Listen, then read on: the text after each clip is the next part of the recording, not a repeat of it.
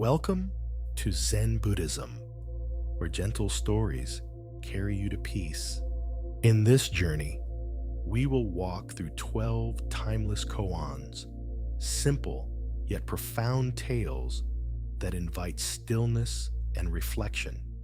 Each koan is not a puzzle to solve, but a doorway to quiet clarity, a reminder that peace is already here. Tonight, there is no need to strive, only to listen with an open heart. Let these stories guide you like a soft breeze, carrying you into rest, into calm, into the spacious silence within. Close your eyes, breathe deeply, and let us begin the journey through 12 Zen Koans of peace. Chapter 1. What is the sound of one hand clapping? The sound of one hand clapping is a koan that lives beyond logic. When a seeker first hears it, the mind immediately reaches for reason, yet finds only confusion. For reason cannot hold the depth of such a question. The koan is not meant to be solved as one solves a puzzle. It is meant to open a doorway to what lies before thought. The more one tries to build explanations, the more distant the essence becomes. So the koan leads us away from analysis and into direct awareness, into a state where silence speaks more truth than words, and where the present moment becomes the only answer needed. The mistake is to chase a solution with restless effort. The lesson is to allow the question to dissolve and to discover what remains. A calm presence beyond reasoning, gentle and complete, resting in the now. Once there was a student from the West who came to a Zen temple with a heart full of curiosity. He was asked by his teacher, "What is the sound of one hand clapping?" His eyes widened as he tried to grasp it. He searched in books and ancient writings. He asked friends and mentors. He filled notebooks with thoughts and arguments. But with each attempt, his mind grew heavier. Each theory left him empty, like chasing shadows in a dim light. He was not a scholar, nor a monk, but simply a man who worked with his hands each day, who longed for a taste of stillness in his busy life. Yet now he found himself lost in the labyrinth of ideas. At night, he lay awake trying to imagine the sound. His heart grew weary, and doubt whispered that perhaps he was not meant for Zen. In truth, his struggle was the gate itself, though he could not yet see it, for the silence waiting inside him was already calling, only hidden behind his searching. So he felt adrift, because he could not find the answer. Yet the answer had been waiting in the very stillness that surrounded his effort all along. The koan does not ask us to listen with our ears. It asks us to rest the mind that endlessly separates and defines. The sound of one hand clapping is not an answer to be given, but a mirror to stop the grasping. When thought falls silent, there is a sudden recognition. Nothing needs to be explained. No solution must appear. The pause itself is the answer, a living silence that holds both sound and no sound, both question and response. When one sits within this stillness, the koan resolves itself without words. The student eventually understands that the purpose was never to invent meaning, but to see through the habit of seeking. In that moment, he finds that what he had chased outside was already alive within him.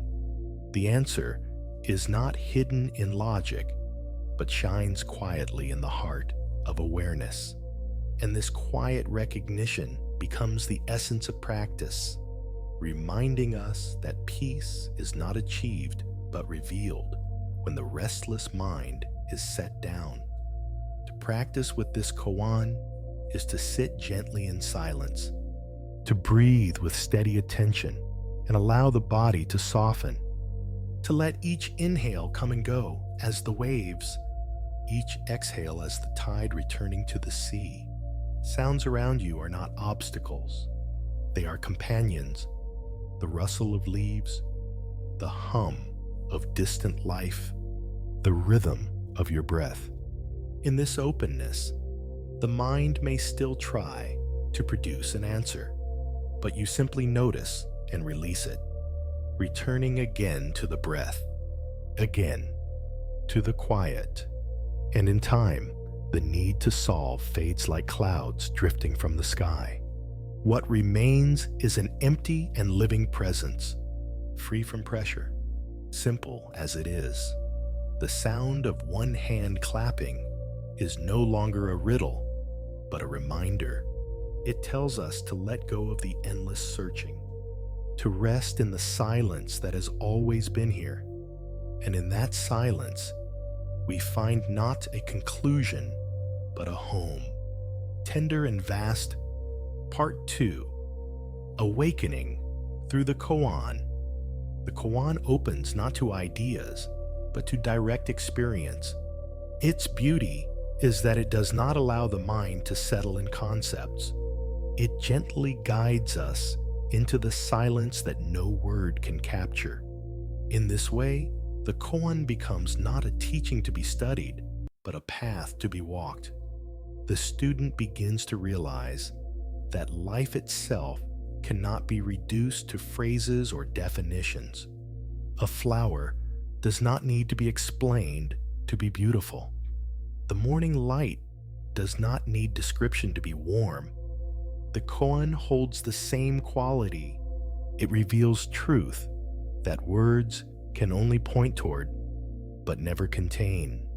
This recognition is soft, yet profound, like a river flowing beyond sight, yet always present. The lesson hidden here is that true living is found not in endless speaking, but in resting with what is. The breath, the silence, the simple act of being alive. The invitation is to let words fall away for a while and taste reality as it is, without labels, without conclusions. And in that unspoken moment, the heart knows peace, free and unbound. One quiet night, the student sat alone, his mind still circling around the koan. He had long wrestled with thoughts and doubts, yet the teacher's question still echoed inside him. Outside, the wind began to stir. Branches swayed and leaves whispered in the darkness. He paused for a breath, and suddenly a deep clarity arrived. He felt the wind as more than sound. He felt it as presence, vast and wordless. And in that instant, he saw that the sound of one hand clapping was not meant to be found through effort. It was already here, in the very silence surrounding the wind. Silence that was alive, tender and complete. In that moment, he stopped searching. His body softened. His mind let go. He realized that silence itself was also a kind of sound, one that does not strike the ear, but rests in the heart. He understood that the koan was never about cleverness. It was about stopping the restless search and sitting with what is. The present moment, alive and whole, he no longer felt lost. Instead, he felt carried by a stillness greater than himself. This was the answer, and no answer at all. Simply the quiet truth of now. In the end, the koan asks nothing of us except to rest. It does not demand a solution. It offers an opening, a gate into silence. The paradox of one hand clapping is not a riddle to be conquered, but a doorway into peace. When we see this clearly, we understand that the search itself is what kept us bound, and the release into quiet is what sets us free. The student learned that the paradox points beyond itself, and that beyond is a space of stillness, gentle and infinite. For you who are listening, the same invitation waits. Tonight you might try to sit quietly, to follow your breath as it rises and falls, and to let your thoughts drift like leaves on water. If you find even a moment of peace there, know that this is the heart of the Koan, and if it touches, you share that peace with others. Let them know stillness is possible, and if you feel called, stay with us on this journey. Rest with these teachings, and if it feels right, let your presence be known by supporting this space. For every act of returning to silence adds a little more peace to the world. Chapter 2, The Empty Cup. The lesson of emptiness. When we look at a cup that is already full, we know that no more liquid can be poured into it. The surface rises and the water spills over the edge. The cup loses its purpose because it cannot receive anything more. Our mind is no different. When it is filled with opinions, judgments, and old knowledge, there is no space for new experiences to enter. In such a state, we carry a weight that prevents fresh understanding from arriving. This is why the ancient masters often reminded us to keep the mind clear and open like an empty vessel.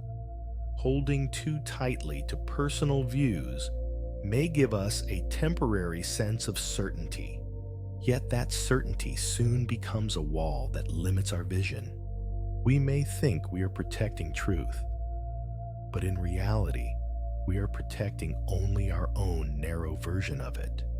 Like a person who insists on carrying a stone in their pocket and calls it treasure, while refusing to notice the wide river flowing nearby. The lesson here is to let go, to open the hand and release what we cling to. By doing so, we create space, and in that space, something alive and new can be received. The empty cup is not useless. It is full of possibility, the story of the student and the master. There was once a learned man who traveled far to meet a Zen master. He had read many books and collected countless ideas. His heart was eager, yet his mouth did not stop speaking. When he arrived, he began to recite all he knew about meditation and enlightenment. The master listened quietly and then invited the man to sit for tea. Gently, he poured until the cup was filled, yet he did not stop. The tea rose higher and soon spilled onto the table. Startled, the scholar cried out that the cup was already full and could not hold more. The master looked into his eyes and said softly, "Like this cup, you are full of your own opinions and knowledge. How can I show you the way unless you first empty yourself?" At that moment, the scholar felt as if a door had opened. He saw that his great pride in knowing had blinded him to learning. He realized that his eagerness was not the problem. It was his refusal to let go, to make room for what he did not yet understand. From that day on, he carried the image of the overflowing cup as a reminder that only in emptiness could he truly receive the teachings of Zen. This story continues to speak across centuries because it mirrors our own lives. Whenever we cling too tightly to what we believe we know, we block the quiet wisdom that wishes to enter. The way forward begins not with adding more, but with releasing what weighs us down. The essence of the koan of the overflowing cup, is not simply a tale to entertain or confuse. It is a mirror that points back to our own mind. It shows us how easily we fill ourselves with opinions and cling to them as if they were eternal. Yet the more tightly we hold, the less we can see. Knowledge has its place, but when it hardens into certainty, it becomes a barrier. Zen reminds us that even the most treasured understanding must be released when the moment comes. At the heart of the koan is humility, the courage to admit that we do not yet know, the willingness to bow before mystery. Only when the cup is empty can it receive. Only when the mind is open can it taste truth. Emptiness here is not absence, but readiness. It is like the silence between notes that allows music to exist. In silence, the heart becomes attuned. In emptiness, the mind becomes spacious. And in this space, wisdom enters like a gentle breeze that needs no effort to be felt. Therefore, the practice is not to seek endless accumulation, but to return again and again to simplicity, to pause before holding too tightly, to remember that what we cling to is passing. The empty cup does not resist. It simply waits, and in its waiting, it becomes the vessel of awakening. Mindful tea practice. To bring this teaching into daily life, we can begin with something as simple as a cup of tea. Imagine your mind as that vessel. Each morning, prepare a cup of tea or coffee and sit quietly. As you lift the cup, notice its warmth. As you take the first sip, taste it fully, without comparing it to yesterday or anticipating tomorrow. Do not carry opinions about how it should be. Let it be as it is. A simple sip in this very moment. When thoughts arise and the mind becomes busy, do not resist. Instead, smile gently and return to the taste of the tea. Allow each sip to bring you back to presence. If the cup is empty, pour again and receive it with gratitude. This practice is not about drinking, but about being. It teaches us that when the mind is uncluttered, every action becomes clear. Even the smallest gesture is alive with peace. And slowly, the lesson of the empty cup moves from idea into lived experience. In this way, we learn that emptiness is not something distant or abstract. It is here in the quiet space we create within ourselves. It is in the pause before the next sip. It is in the breath we take before speaking. By practicing with a simple cup of tea, we discover a truth that can guide us through the vastness of life. The cup is empty, and because it is empty, it can hold everything. The birth of true wisdom from emptiness.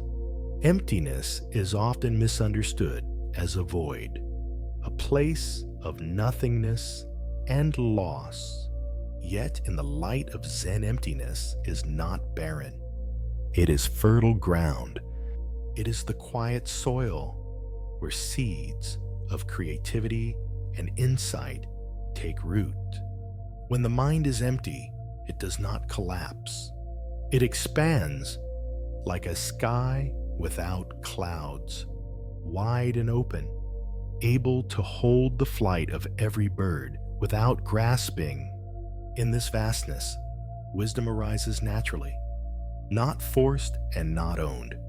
A mind that clings to knowledge is small, even when it believes it is great. It builds walls of certainty and calls them wisdom. Yet true wisdom flows like water, adapting to the shape of the moment. The empty mind is not ignorant. It is alive. It is awake. It is ready to meet life without judgment. And in this readiness, a clarity shines forth. The student who lets go of the idea, "I already know," discovers the miracle of "I am learning now." The lesson is simple yet profound.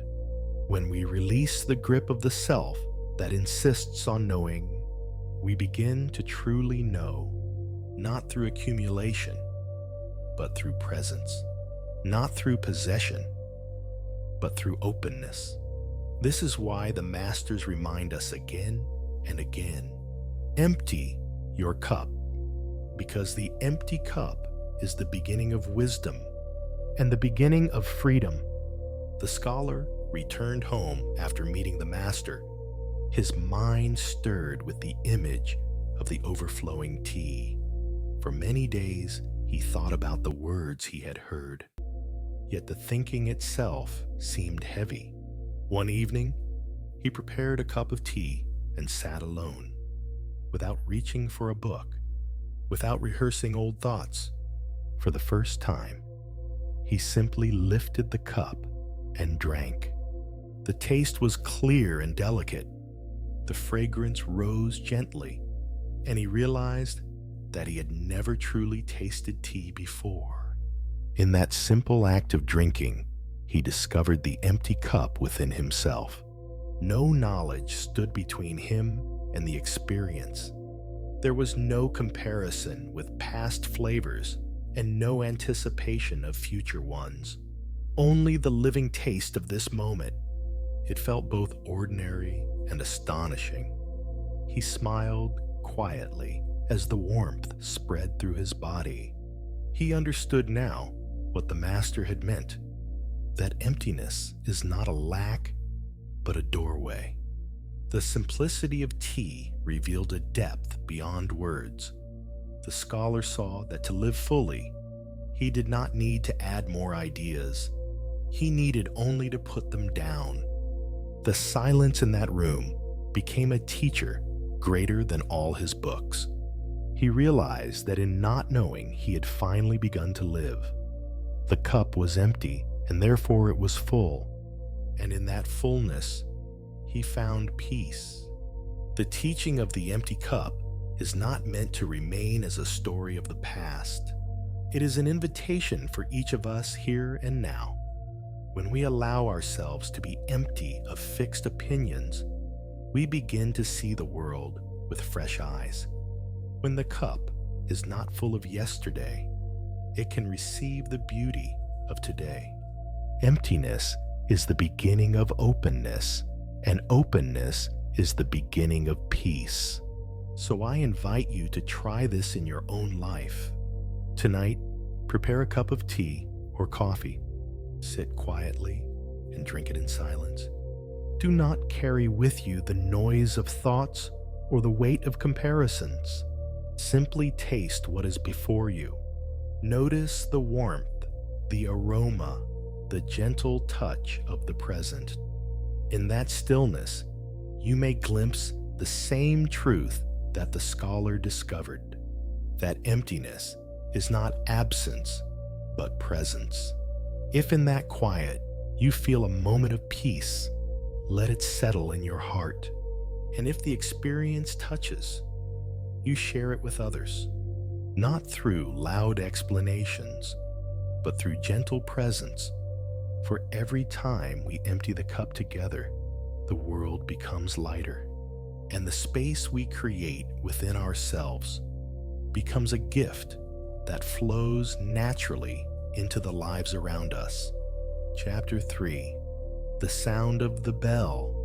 When the bell rings, its voice rises and then fades away.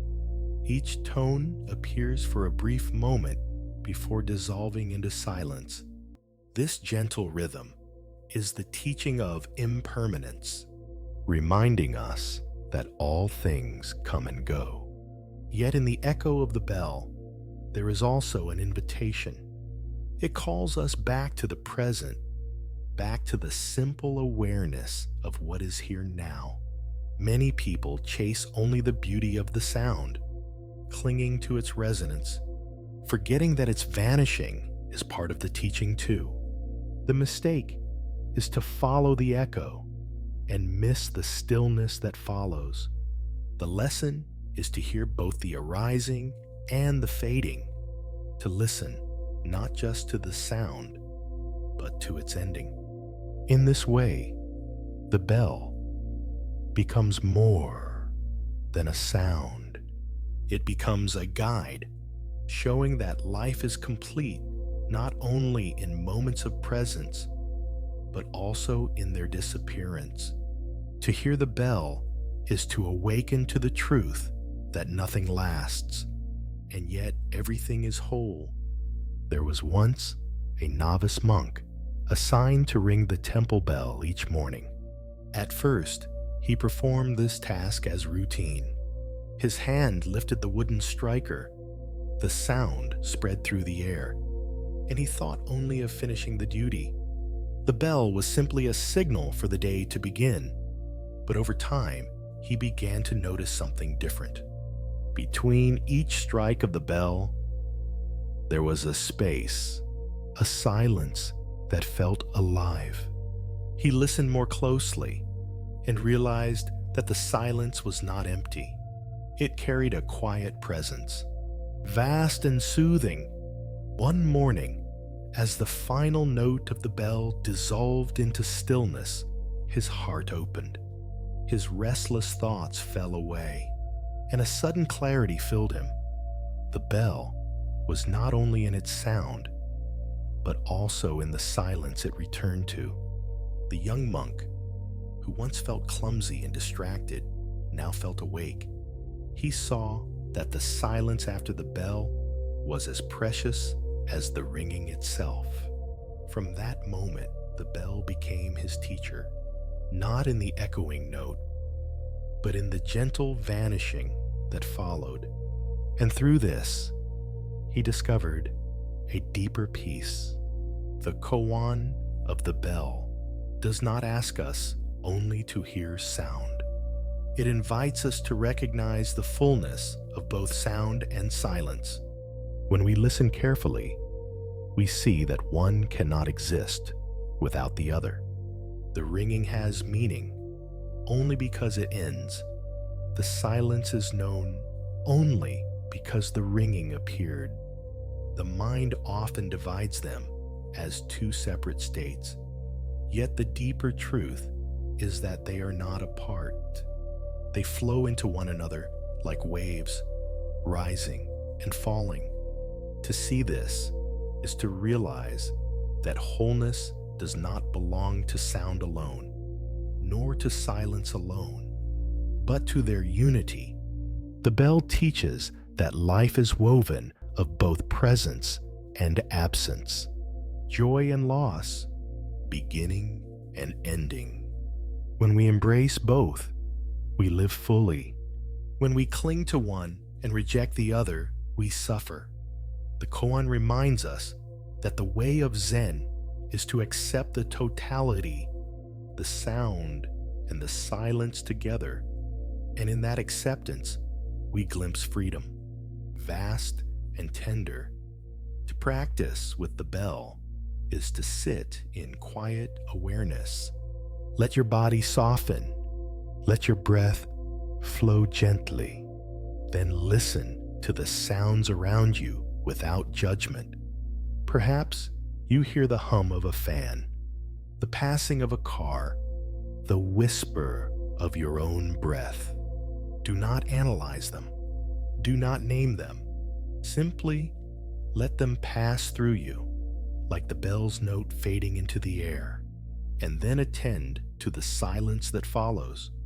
This silence is not emptiness, but a living presence that holds all things. The mind will want to label and control, yet you return again to listening, not grasping, not rejecting.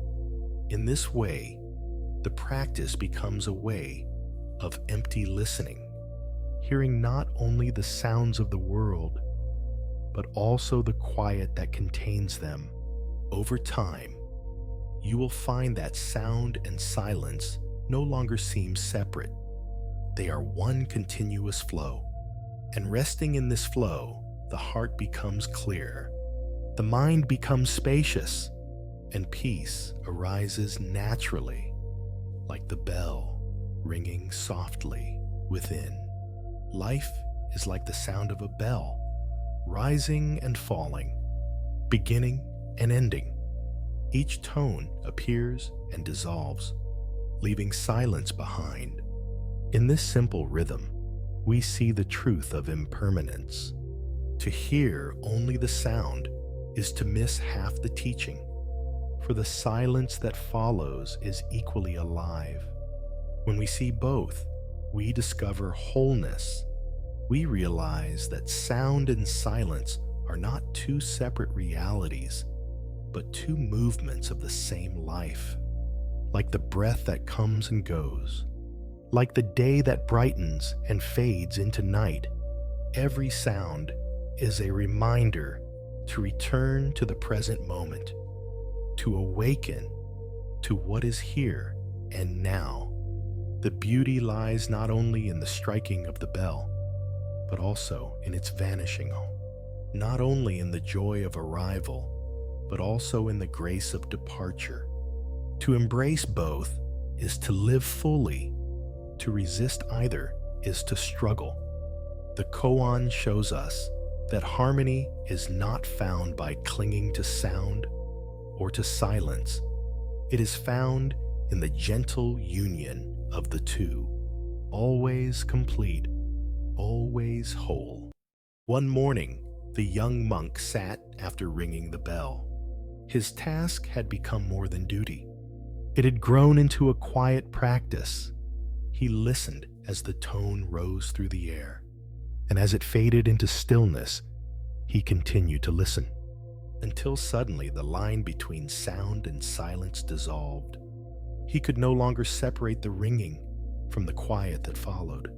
It was as if his own heart was beating in both. He felt no division, no grasping, just a seamless flow of presence. In that moment, tears welled in his eyes, not from sadness, but from a joy so simple and deep. He realized he was not outside, listening to sound. He was part of the sound and the silence together. His mind was no longer busy chasing an answer. His whole being rested in unity. The bell was not striking outside him.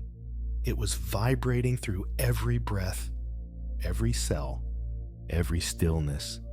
He bowed his head softly, touched by the recognition that the essence of practice was not complicated. It was to live in this union, sound and silence held together. And in that ordinary moment, he tasted awakening. So when you hear a bell, or even the hum of a car, or the whisper of wind, let yourself pause. Breathe slowly and listen beyond the sound. Notice how it arises, how it fades, and how silence remains. This silence is not emptiness. It is the gentle teacher hidden in every tone. The bell is a reminder that all things pass, yet in their passing, there is beauty. The teaching is simple, yet profound. Every sound is a gate to the present moment. Every silence is the resting place of the heart. Tonight, you might try this practice. As you lie down or sit in stillness, listen to the sounds around you as if they were bells. When they fade, rest in the silence that follows. Let it hold you. Let it comfort you. And if you find a touch of peace, then remember that this is the heart of Zen, a peace not built on solving, but on listening. If it brings you calmness, come back and continue with us, for together we create a circle of stillness that grows wider with each breath. A monk once asked Master Joshu if a dog has Buddha nature. Joshu replied with a single word, "No." The response has echoed through centuries of Zen practice. At first glance, it seems to deny the core teaching that all beings carry the seed of awakening. But Zen answers are not given to confirm logic. They are given to cut through attachments and reveal a deeper seeing. The paradox here is not a rejection, but a mirror, showing the monk that his question itself was bound by limited thinking. The common mistake is to treat Buddha nature as something exclusive, something that can be possessed or denied, as if it were a badge awarded to humans alone, or perhaps to those who follow certain rules. But Buddha nature is not a privilege. It is not a theory. It is the very ground of being, alive in each breath and heartbeat, waiting to be recognized rather than claimed. To ask if a dog has Buddha nature is already to place a barrier between oneself and truth. The lesson is that awakening does not come from ideas. It comes from direct experience. To live with an open heart is to see Buddha, nature shining in all forms, in the wag of a tail, in the song of a bird, in the smile of a stranger. The word no was not a denial. It was a call to look again, to drop the notion of separation, and to discover Buddha nature in the very moment of life itself. There was a woman who lived quietly in a small village. Her closest companion was a dog she had raised since it was a pup. She loved it dearly, but always thought of it simply as an animal, something less than herself. She cared for it with affection, but in her heart, she never believed it could hold anything beyond instinct. She thought Buddha nature was reserved for monks in temples and for humans who practiced meditation. One evening, she returned home after a long day and found her dog waiting at the gate. Its eyes met hers with a gaze so gentle that it pierced through her tiredness. She felt the warmth of unconditional love flowing toward her, pure and without judgment. In that moment, she realized she was receiving a teaching. The dog was not thinking of status or philosophy. It was simply present, fully alive in its love. And in that simplicity, she recognized something luminous, something she had overlooked for years. She sat down on the steps, and the dog placed its head upon her lap. She listened to the sound of its breathing, steady and calm, and tears welled in her eyes. She whispered softly, though no words were needed. She understood that what she was touching was the same Buddha nature she had heard about in stories, the essence that dwells in all beings. It was here, not in temples or scriptures, but in the living bond between her and this humble creature. Through her dog, she discovered a truth that Buddha nature is not hidden in lofty places. It shines wherever love and presence are found. When Joshu answered no, he was not offering a final truth to cling to. He was offering a sword to cut through the monk's attachment. The word itself is empty, yet it points to the heart of the matter by saying no. Joshu dissolved the monk's idea of Buddha nature as an object to be granted or denied. The Koan does not encourage us to debate. It encourages us to see directly. To cling to yes or no is to miss the essence. Buddha nature is not something that needs proof. It is not waiting for validation from a master. It is the living reality of every being. To ask if it exists in a dog is like asking if the ocean contains water. Yet the brilliance of Joshu's answer lies in its ability to wake us from the dream of concepts. In the shock of hearing no, the monk was forced to confront his own reliance on words, and only then could he turn inward toward the direct truth. The teaching here is that words are useful yet dangerous. They can point the way, but they can also block the way if clung to. Joshu's no reminds us to drop the grip of categories and labels, to stop measuring life with fixed definitions. When we release the need to prove or disprove, we begin to see with fresh eyes. Buddha nature is not hidden. It is alive in the bark of the dog and in the silence that follows. The Koan is not about conclusion, but about awakening. An awakening begins when we let go of answers and meet reality as it is. The story and the Koan become alive only when we bring them into our daily life. To practice seeing with eyes of compassion is to look at every person and every creature as if they too carry Buddha nature.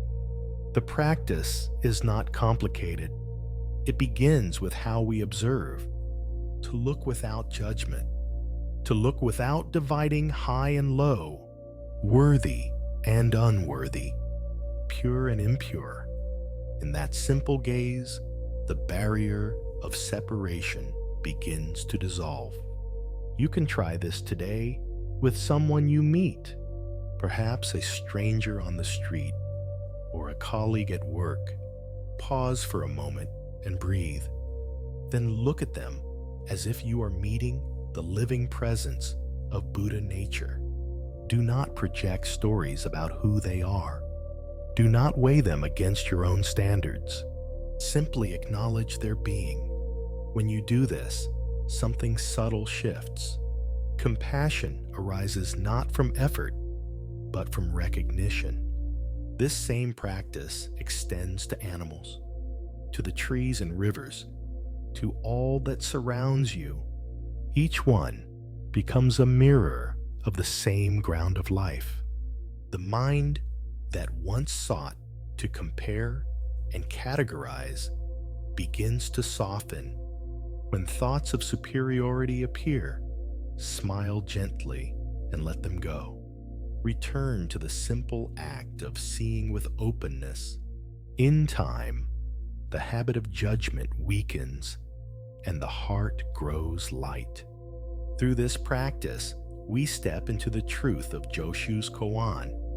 For when the boundaries fall away, we discover that Buddha nature has been here all along, shining through every form.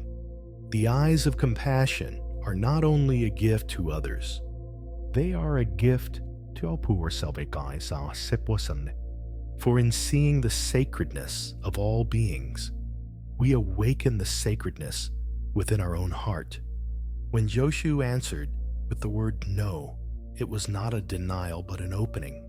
In Zen, the word no is like a gate that swings wide. It invites us to step beyond the narrow road of duality, beyond yes and no, beyond having and not having.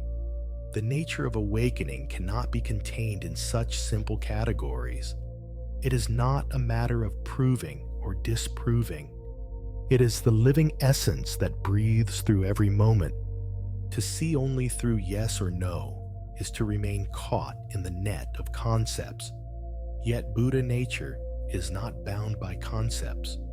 It is not hidden in an argument. It is alive in the direct experience of the present breath. When Joshu said no, He was clearing away the dust of intellectual thought. He was pointing to a truth that must be felt rather than reasoned, like the air that fills the lungs yet cannot be grasped by the hand. Buddha nature is both nothing and everything, and it is discovered not by debate, but by stillness. The recognition that emptiness and presence are not two is the heart of this teaching. Emptiness is not a lack, but a space where life reveals itself freely. The dog does not strive to prove its worth. It simply lives. It breathes. It loves. In that simplicity, the essence of awakening shines. For the woman who looked into the eyes of her dog, the truth was not hidden in words, but revealed in the quiet bond of being. The lesson is to return again and again to the present breath, to notice how life itself carries the fullness of Buddha nature. In each inhale and exhale, emptiness and presence are already one. The story of a moment of seeing. One afternoon, the woman sat quietly beside her dog. The day was calm, and sunlight drifted through the window. The dog lay sleeping with gentle breaths, rising and falling. She had watched it sleep many times before, but this time something changed. In the stillness, she felt her own breath joining the rhythm of the dog. The sound of inhaling and exhaling became one flow. She touched the fabric of silence, and in that silence, tears came to her eyes. She realized that in this very moment, there was no boundary between herself and the dog. There was only the living current of life breathing through both. She did not need to think about Buddha nature or question whether it was present. She felt it directly, radiant and simple. The dog was not teaching with words, but with being. By resting peacefully, it showed her that awakening is not separate from ordinary life. It is hidden in plain sight, within the most ordinary of moments. As she wiped her tears, she felt a deep happiness arise. The happiness of belonging fully to the stream of life. She whispered to herself, though no one else could hear, "We are alive together. This is enough." She saw Buddha nature not as a lofty idea, but as the tenderness of sharing breath with another being. In that discovery, the walls of separation crumbled. She no longer thought of the dog as just an animal. She saw it as a companion in the great unfolding of existence. And from that day, her eyes carried a new gentleness, for she knew that wherever breath moves and life flows, there too is the presence of awakening. The word "no" spoken by Joshu is not a rejection, but a call to awaken. It is like a bell that rings through the silence, shaking the mind free from attachment to categories. It strips away the comfort of certainty so that we may meet life directly. What matters is not whether a dog has Buddha nature or whether a human has Buddha nature. What matters is that in this moment, you are alive and breathing. And in this breath, Buddha nature is shining. The Koan does not ask us to solve a riddle. It asks us to drop the need for solutions, to return to seeing clearly and simply. Joshu's answer opens a door into this direct seeing. For when we release the grip of words, the heart begins to recognize what has always been present. Buddha nature is not waiting in the distance. It is here in the softness of a gaze, in the rhythm of the breath. in the shared pulse of existence that binds all beings together. So let this teaching not remain only as an old story, but as a living practice in your own day. Try this very simple step. Look into the eyes of a being near you. It may be a friend, a stranger, or even an animal companion. Pause for a moment and allow yourself to see without judgment, without categories. Simply meet the light that shines within them. In that moment of open seeing, you may feel the boundaries soften. You may glimpse the same truth that has traveled through the centuries, that Buddha nature is not given and not denied. It is the life that moves quietly within all, waiting only to be seen. Chapter 5. Seijo's Two Souls. Seijo was asked whether he had one soul or two. And in that question, there lies the seed of a paradox. For the mind longs for a clear answer, and yet every answer splits like ripples across water. One becomes two, and two becomes countless.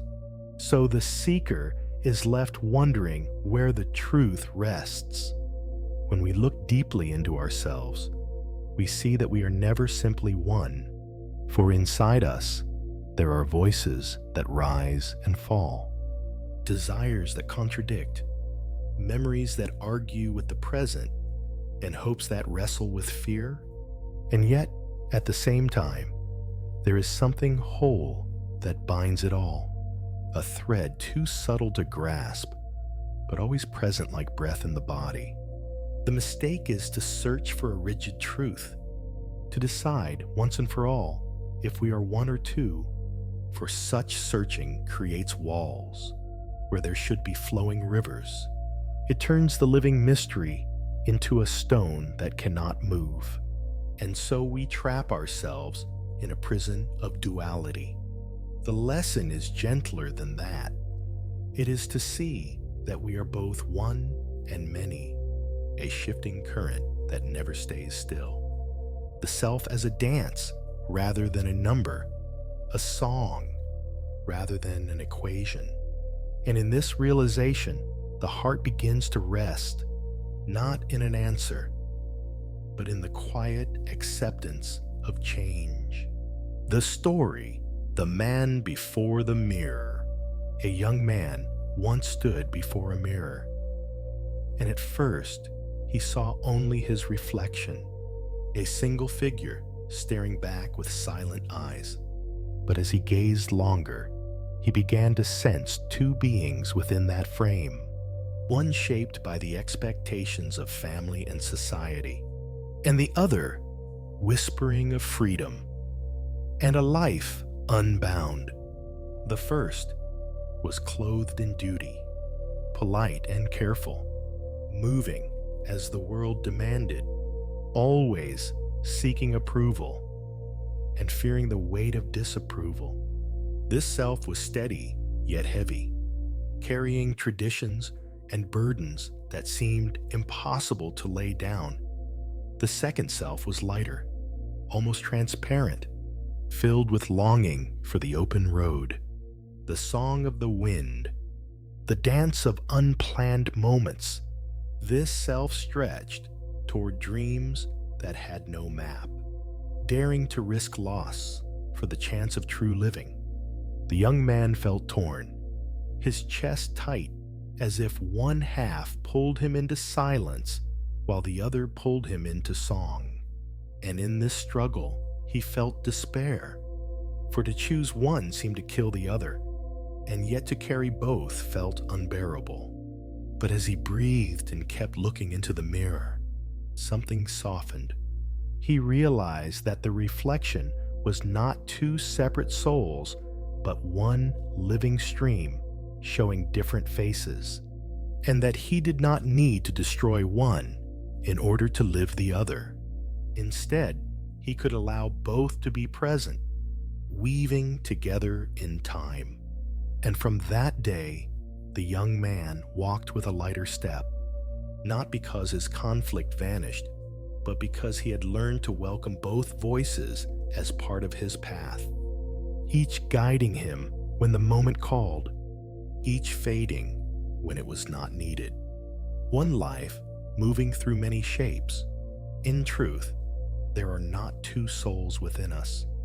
There is only one mind, shifting and flowing through countless states, like water that takes the form of a wave or a drop or a river, yet remains water, the essence unchanged, though the appearance alters. When we cling to the idea of two, we create a wall. And when we cling to the idea of one, we create a cage. Yet beyond both lies the simple fact of experience, alive and breathing, beyond definition, beyond number, beyond fixed shape. The self is not a stone, but a flame, not a line, but a circle, not a fixed being, but a movement of becoming. And so what we call I is always in motion, changing with the season, the hour, the breath, each moment offering a new face and a new song. Non-duality does not mean erasing difference. It means holding difference within wholeness, seeing that the opposites are not enemies, but companions. That light and shadow are woven together, that silence and sound complete each other, that struggle and peace dance as one rhythm. The lesson is not to choose between the selves that appear, but to embrace them as facets of a single jewel, polished by time, turned by circumstance, shining in different directions, yet belonging to the same stone. And when the mind rests in this vision, it no longer asks how many souls we carry, for it knows that all are expressions of the same living truth. Whenever you feel torn between two voices within you, sit quietly and breathe. Let the body settle like dust in still water. Place your hand gently over your heart and acknowledge the presence of both, the part that obeys and the part that rebels, the part that fears and the part that longs to leap. Do not judge them. Do not silence one to honor the other. Instead, allow them to be seen. For the moment you see them clearly, they soften. They lose their sharpness. They become less like enemies and more like children waiting to be held. Each breath is an invitation to return, each heartbeat a reminder that all voices arise within the same body, the same life, and none need to be cast away for wholeness to exist. Wholeness is already here, beneath the noise, beneath the struggle. As you practice this reflection, you may feel the need to choose fade. You may feel the weight of decision ease, for you are no longer standing on the battlefield of duality, but resting on the ground of acceptance, watching the two dissolve into one current that moves gently within you. The practice is not about finding the final answer. It is about meeting yourself with compassion in each moment, letting the paradox breathe without trying to cage it. And in that space, the heart opens wider, the mind grows quieter, and the soul feels free to move as it will. Sometimes one, sometimes many, always whole. When we sit with the Koan of Seijo, we begin to see that the question of two souls, or one, is not about number, but about vision. For in every being, there is a multitude of voices, and yet within that multitude, there is a single current that holds them all. To live is to be shaped by countless influences, family and friends and memories and dreams, each leaving a mark upon us, each weaving threads into the tapestry of who we are, so that what we call the self is never fixed, never simple, but always a chorus of experiences singing together. Yet beneath this chorus is silence. Beneath the movement is stillness. Beneath the many is one, the flow that binds them together, like the ocean holds all waves, so that the truth is not that we are divided, but that we are expressions of unity in motion. The recognition of this truth is liberating. For when we cling to a single image of ourselves, we suffer, trying to hold still what is meant to move. But when we accept that we are changing, and that change itself is our nature, then the fear of losing identity fades, and in its place arises the freedom to be many forms of the same life. Thus, the Koan teaches not by giving an answer, but by pointing beyond answers, showing us that the I we cling to is like a river, always flowing, always renewing, and that our freedom lies not in freezing the river, but in allowing it to run its natural course, one in many and many in one. The story, the moment of letting go. One evening, the young man who once stood before the mirror now sat in meditation, his breath soft and steady, his body unmoving yet alive with quiet energy. And as he sat, he began to feel the stirrings of his inner struggle once again. He felt the weight of his weakness, the part of him that doubted, that feared, that longed for safety above all. And at the same time, he felt the fire of his strength, the part that was bold, that dreamed of walking beyond the known path, that dared to be free. For a moment, he felt pulled apart, as if weakness and strength could not belong to the same heart, and the old tension began to rise, the urge to choose one and deny the other. But then something shifted. A smile touched his lips, and in that smile, both sides softened. He realized that his weakness was not an enemy to his strength, but its companion. That one gave depth to the other, that together they formed the whole of his humanity. And in this realization, the division dissolved, leaving only the fullness of being alive. As he continued to sit, the boundaries between strong and weak faded. There was only breath, only presence, only a heart open enough to hold it all. And in that moment, he saw the truth of the Koan, that to seek one side and cast away the other is to miss the wholeness that is already here.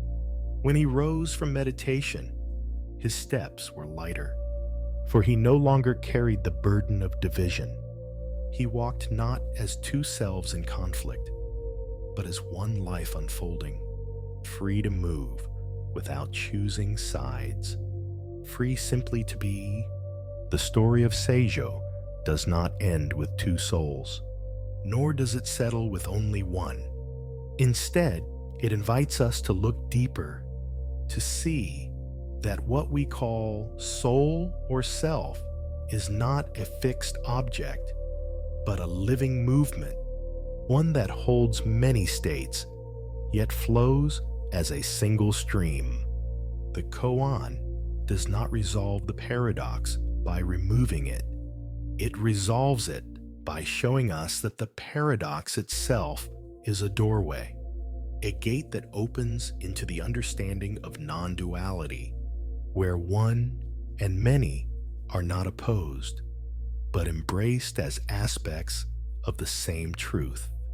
To walk this path is to let go of the need to define ourselves once and for all, to let go of the fear that change erases who we are, and instead to rest in the wisdom that change is the very essence of life, that to live is to shift and transform, to fall and rise, to break and heal, all within the embrace of the one heart.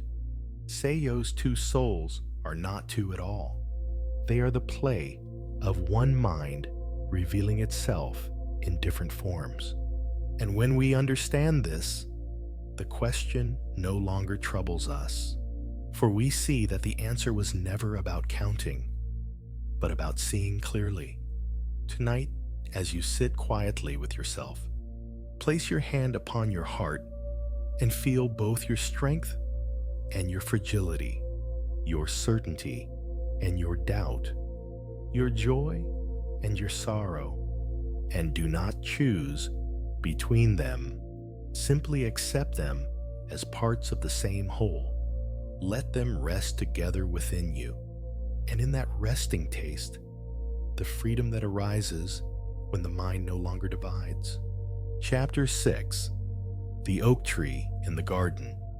When a monk once asked, "What is the way?" the master simply pointed to the oak tree in the garden. At first, the answer seemed strange, for the seeker was expecting a profound explanation. Yet the master was pointing to something far deeper than words. The path is not hidden in distant temples or secret texts. It is here in the plain sight of life itself. The mistake is to search endlessly outside, hoping for a vision, while overlooking the truth standing quietly before us. The oak tree in the garden is a reminder that enlightenment is not a grand moment apart from life. It is woven into each ordinary thing: the sound of the leaves, the strength of the trunk, the stillness of the roots. The lesson is simple, yet easily missed: to recognize the sacred in the ordinary, to live each moment as complete in itself. The tree does not try to be special, yet it embodies the way. So too, we can find peace by resting in the simplicity of what is here: breathing, seeing, being.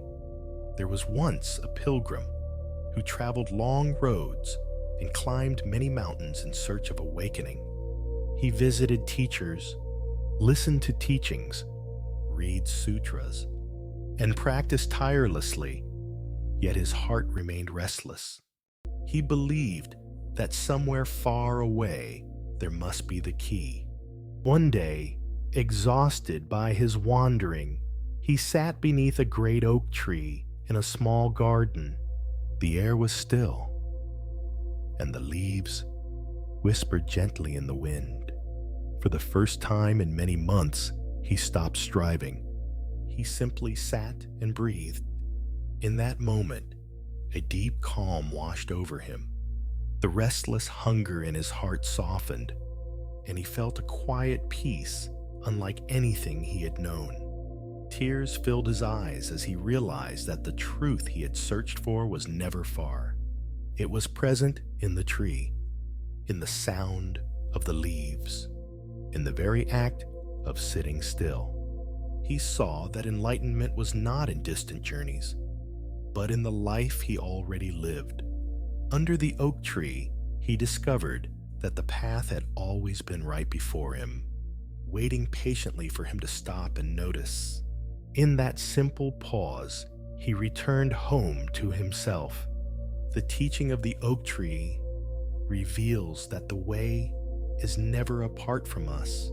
It is present in every breath, in each step, in the small gestures of daily living. To wash a cup, to walk along a path, to breathe in the morning air, these are not separate from enlightenment. They are enlightenment itself when lived with awareness. The mind often dreams of great and distant truths, yet overlooks the miracle of the ordinary. to eat when hungry, to rest when tired, to smile at the sound of the wind. Each moment carries the whole of life.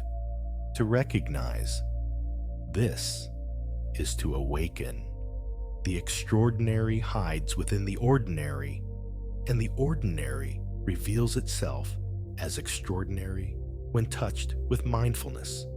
The oak tree does not move or speak, yet it teaches with its presence, reminding us that the way is not in lofty ideas, but in the life unfolding now. The lesson is not to run after the future, but to live fully the present. For in the smallest acts, the vastness of the way is found, as close as breath, as near as our own heart. To bring this teaching into life, choose a simple act and give yourself wholly to it. Perhaps washing a bowl, perhaps walking slowly across the garden, or even drinking a cup of tea. Whatever you choose, let it be enough. Feel the warmth of the water on your hands. Listen to the steps touching the ground. Notice the taste of the tea as it passes your lips. In this way, each act becomes a meditation. The mind will try to say that the way must be something greater. That true practice must be distant and difficult. Yet the practice is right here in these very gestures. When we give full attention to one small act, the ordinary world opens as sacred. The oak tree in the garden stands quietly as a reminder. It does not rush to become something else. It is already whole. So too, in our lives, wholeness is not achieved by seeking, but revealed by presence. Each moment lived with awareness is the path itself. And in this gentle practice, peace flows naturally, steady and simple as the tree rooted in the earth. The teaching of the oak tree reminds us that there is no division between daily life and awakening. The mind often imagines enlightenment as a distant state, reached only after years of effort. Yet the truth is already present in every breath, in each step, in the simplest act of living, when we wash our hands, when we sit quietly, when we smile at the sight of the morning sun. The way is there, waiting to be noticed. To see this clearly is to awaken to the non-dual nature of life. There is no boundary between ordinary and sacred, between practice and living. Each moment contains the fullness of the path. The realization comes gently that enlightenment is not about adding anything new. It is about uncovering what has always been here, hidden beneath the noise of seeking. The lesson is simple. To live simply is to live awake, to breathe and to see what is before us without longing for something else. This is the essence of Zen, free from separation, free from striving, whole in each passing moment. The pilgrim who once sat beneath the oak tree returned to his village after many journeys. At first, he worried that his awakening would fade in the rush of daily life. Yet each time he walked through the garden and saw the oak tree standing firm and silent, he was reminded of the way. The tree had become his teacher, not by speaking words, but by simply being present. Its branches stretched into the sky, its leaves swayed with the wind, and its stillness touched his heart again and again. When his mind grew restless, or his heart heavy with doubt, he would pause and look at the tree. In that gaze, he felt himself return to the present.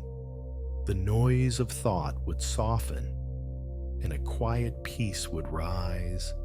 Tears sometimes came to his eyes, not from sorrow, but from gratitude. He realized that awakening was not left behind in some distant garden. It was alive in each encounter with life. The oak tree was not only a memory, it was a mirror of the truth inside him, reminding him that the way is always here, in silence, in presence, in the living earth beneath his feet. The teaching of the oak tree is that the way is never far. It is not hidden in mountains or scriptures. It is the tree in your own garden, the ordinary life you live each day. To see this is to recognize that the path and the goal are one. The sacred shines quietly in the most common places. The sound of footsteps, the act of breathing, the sight of a tree, all are gates to awakening when touched with awareness. The summary of the teaching is clear. The ordinary is the way. There is nothing lacking, nothing to chase, only the invitation to rest in the simplicity of what is. Tonight, you might look around and see with new eyes. Perhaps there is a tree in your yard, perhaps a flower, perhaps even the sound of the evening breeze. Let that be your oak tree.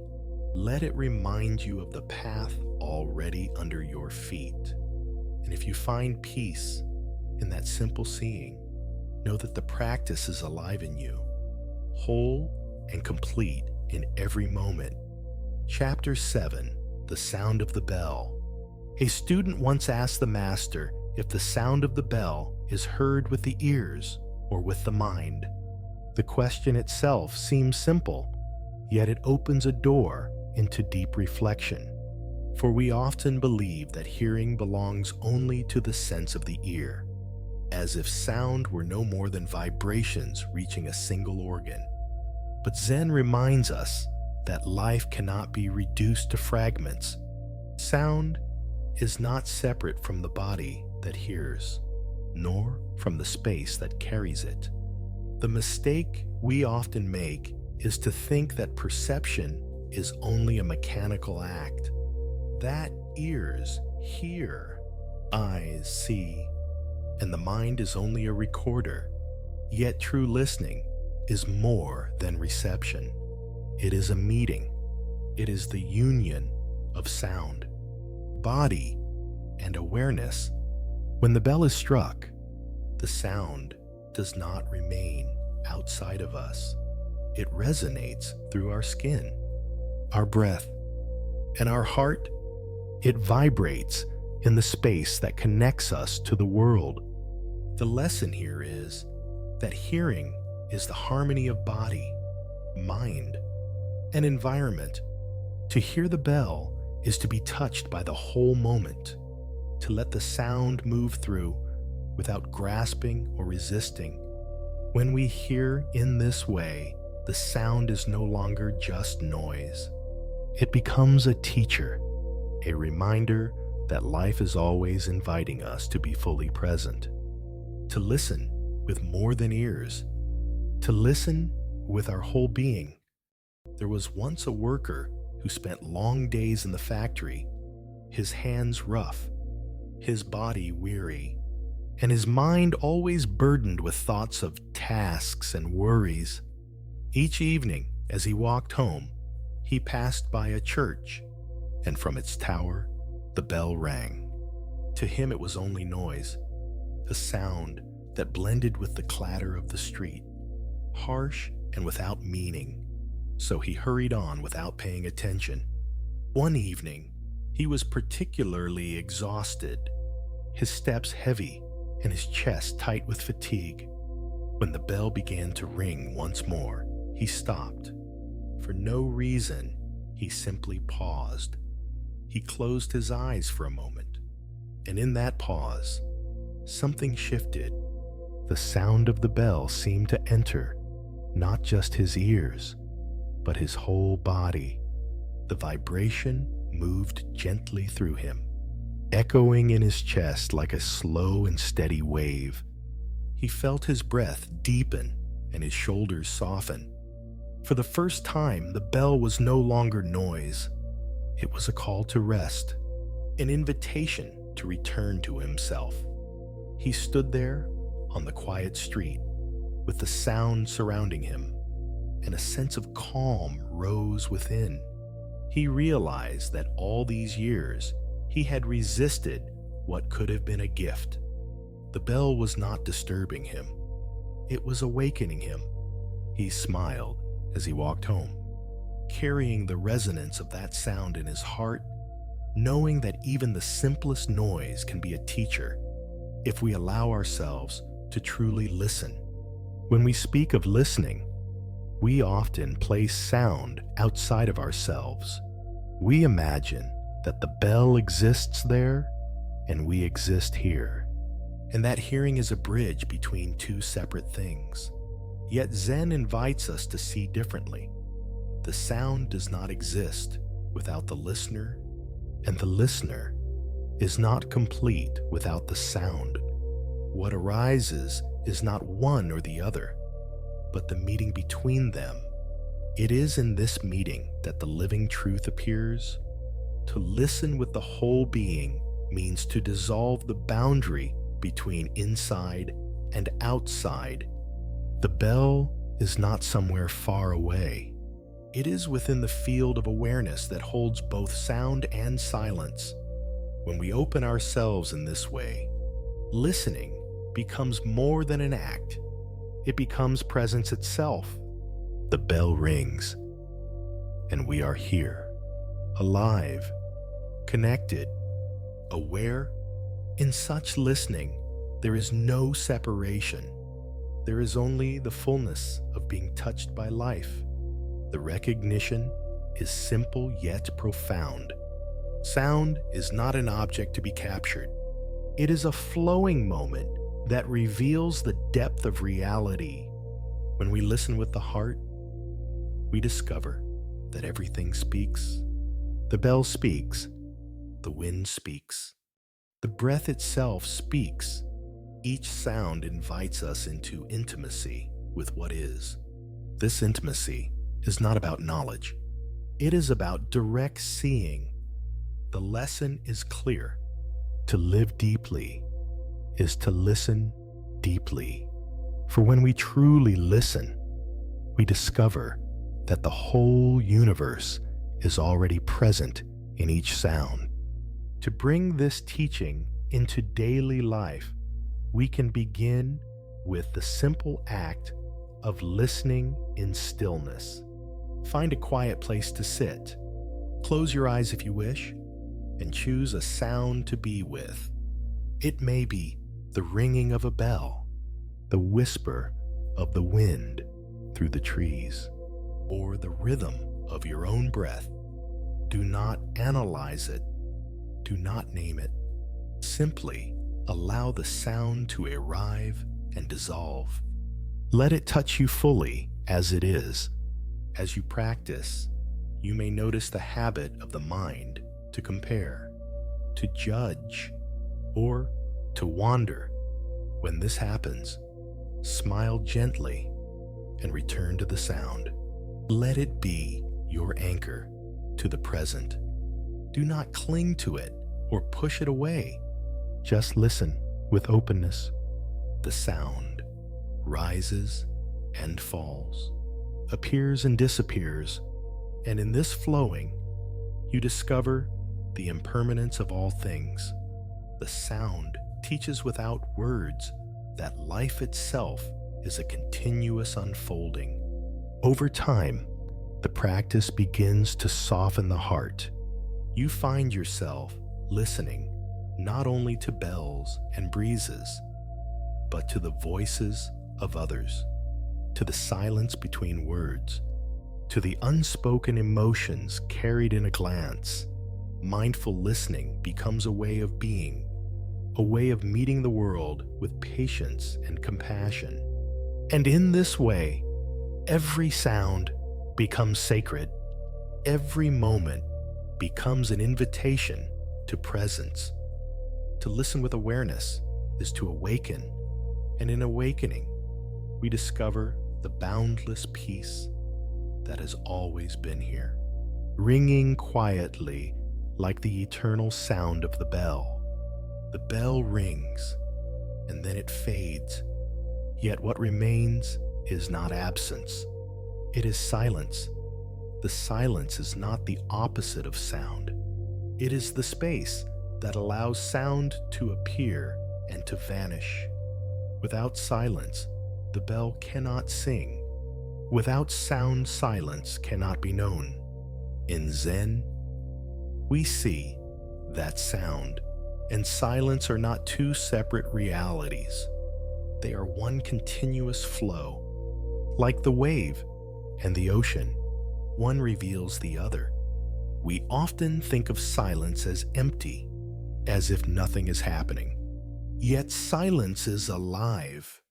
It breathes, it holds, it embraces. When the bell stops ringing, the silence continues the teaching. It says without words, be still. Be here, be present, and in that stillness, we discover peace. We learn that listening is not only about catching the sound, it is also about opening to the silence that follows. For the silence itself is a kind of music that heals the heart. The realization is that sound and silence belong together. They are two faces of the same truth. When we cling to one and reject the other, we remain divided. But when we allow them to merge in our awareness, we find wholeness. The peace that arises is not dependent on sound or silence alone. It arises from their union, from the recognition that life is a symphony of appearing and disappearing, ringing and fading, breathing in and breathing out. The bell teaches us that to be awake is to welcome both. And in welcoming both, we touch the quiet joy of being alive. One evening, after a long day of work, the man walked slowly through the streets, his body tired, yet his mind still restless.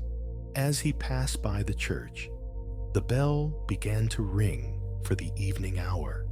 In the past, he had often thought of it as noise, something harsh against his weariness. But this time, something within him shifted. He paused.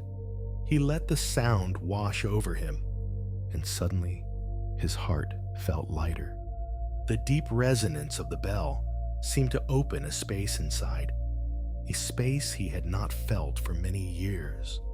His breath slowed, and he felt as if the sound was calling him home, not to a place of walls and roofs, but to the home of his own being. In that simple pause, the boundary between himself and the world softened. He felt connected, whole, at ease.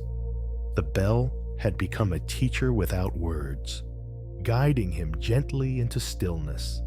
He stood in silence after the ringing faded, yet the peace remained. The silence itself was no longer empty. It was full of calm, full of life. He realized that the sound and the silence were not two. They were one continuous invitation. The bell was only the beginning. The silence was the completion. Together, they formed a circle of presence. As he walked on, he carried the echo in his chest, knowing that this experience was not limited to bells. It was available in every ordinary sound, if only he would listen. In that realization, he smiled softly, grateful for the gift of the evening. The bell is not only a sound, it is the voice of awareness itself. It calls us to return, to wake up from distraction and come home to the present moment.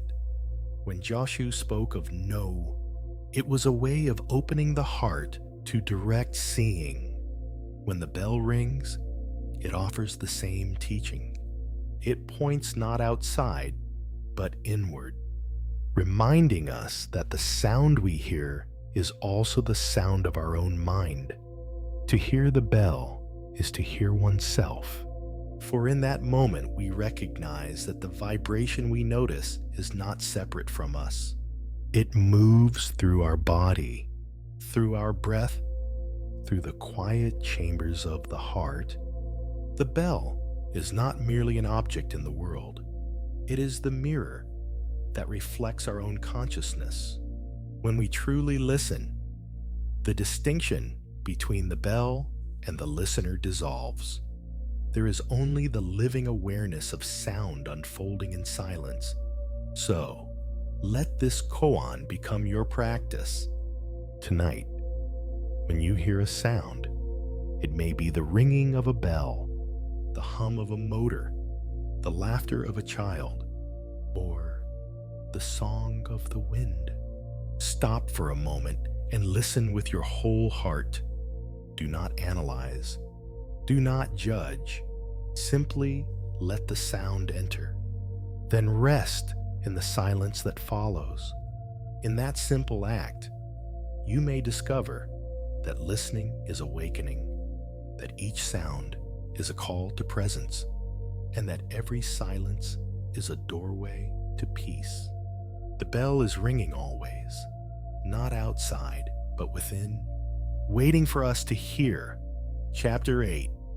When the koan tells us that Nansen cut the cat, it stirs confusion and even resistance within the heart. For how can such an act belong to the path of wisdom?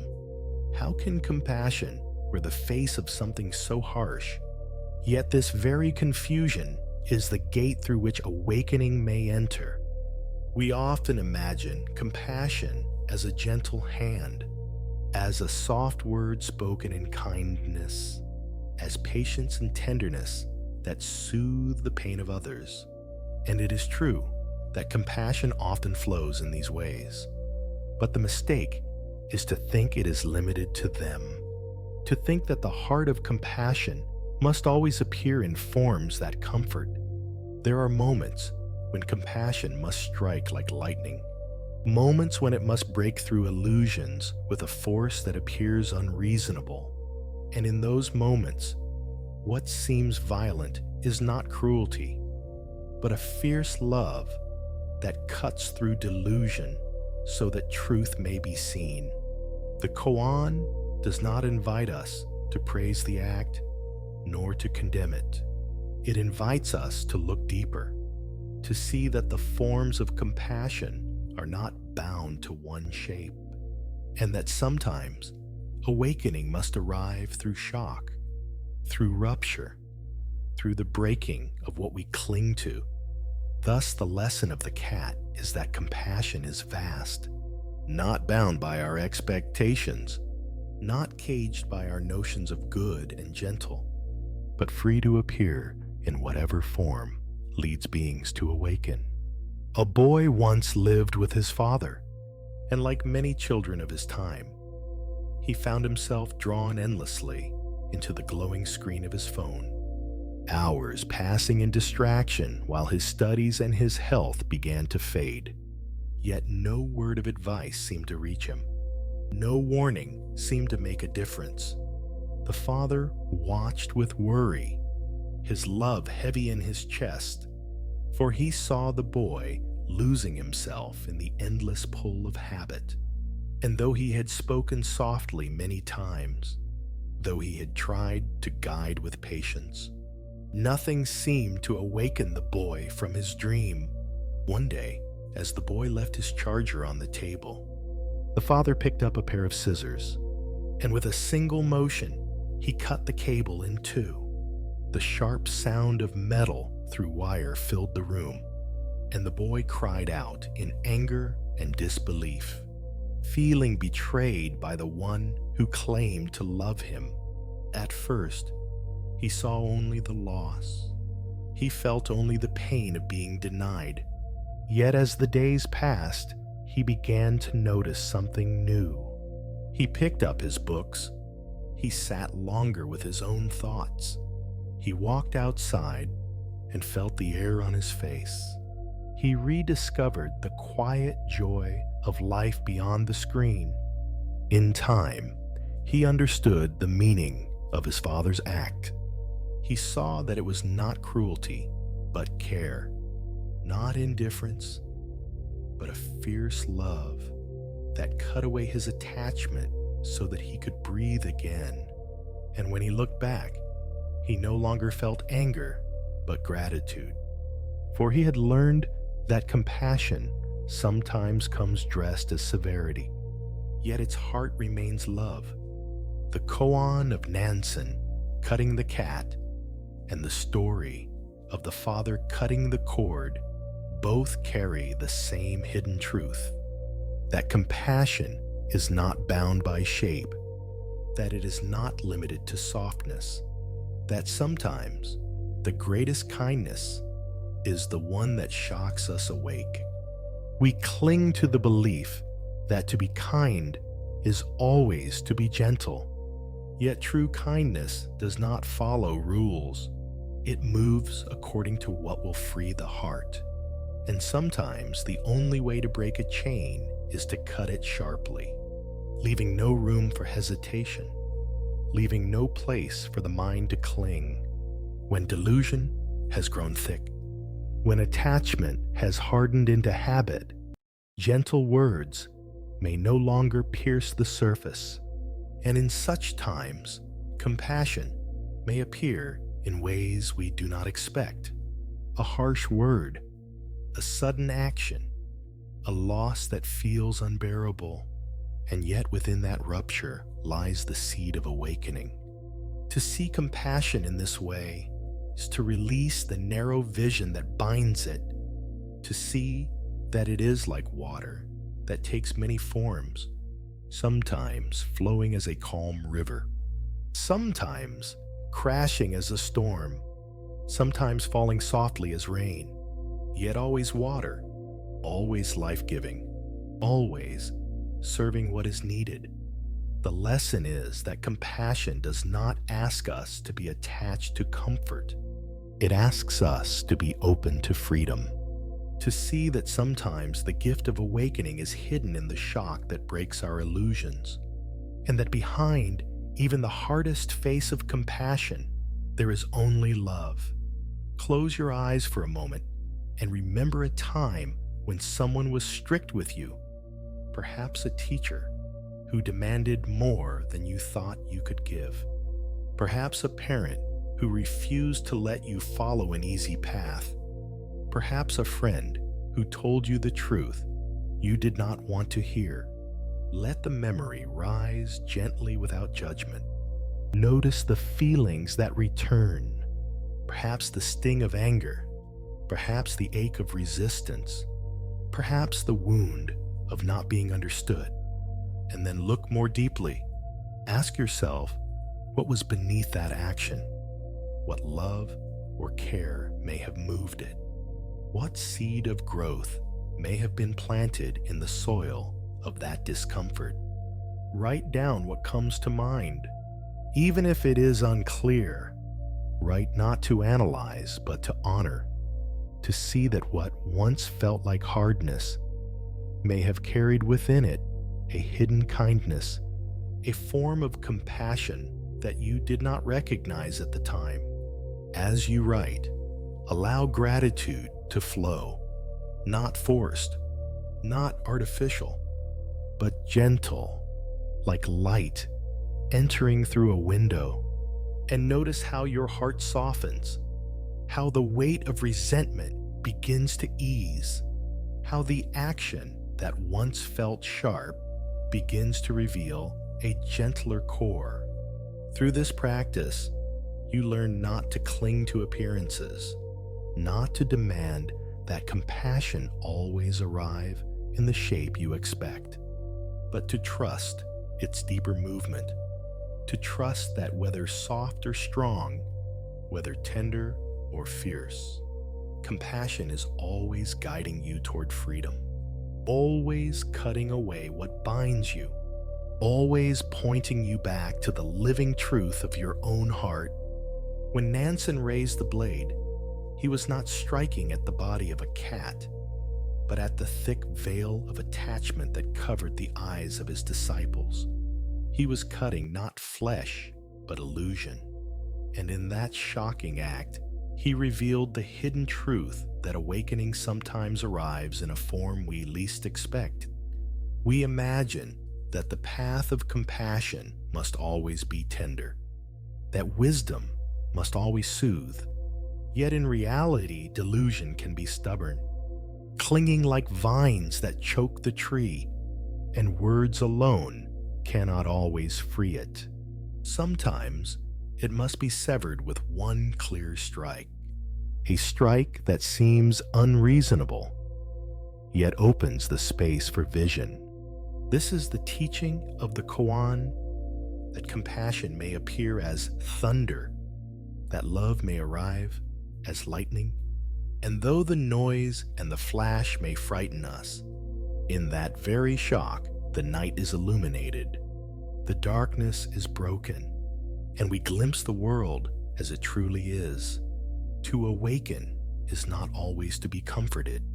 Often it is to be shaken, to have the ground beneath us crumble so that we may finally stop clinging to false ground, to have the illusion broken so that truth may enter.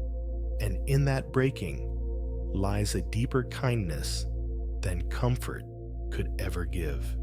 Thus, the blade of Nansen becomes the blade of wisdom, not an act of cruelty, but a fierce compassion that cuts through ignorance, showing us that what must die is not life itself, but the illusions that bind it.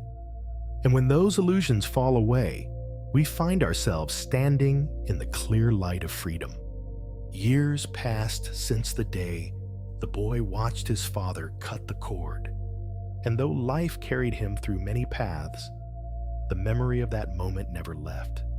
It sat like a stone in his chest, heavy with the feeling of betrayal and loss, yet also strangely alive, as if it carried a lesson not yet seen.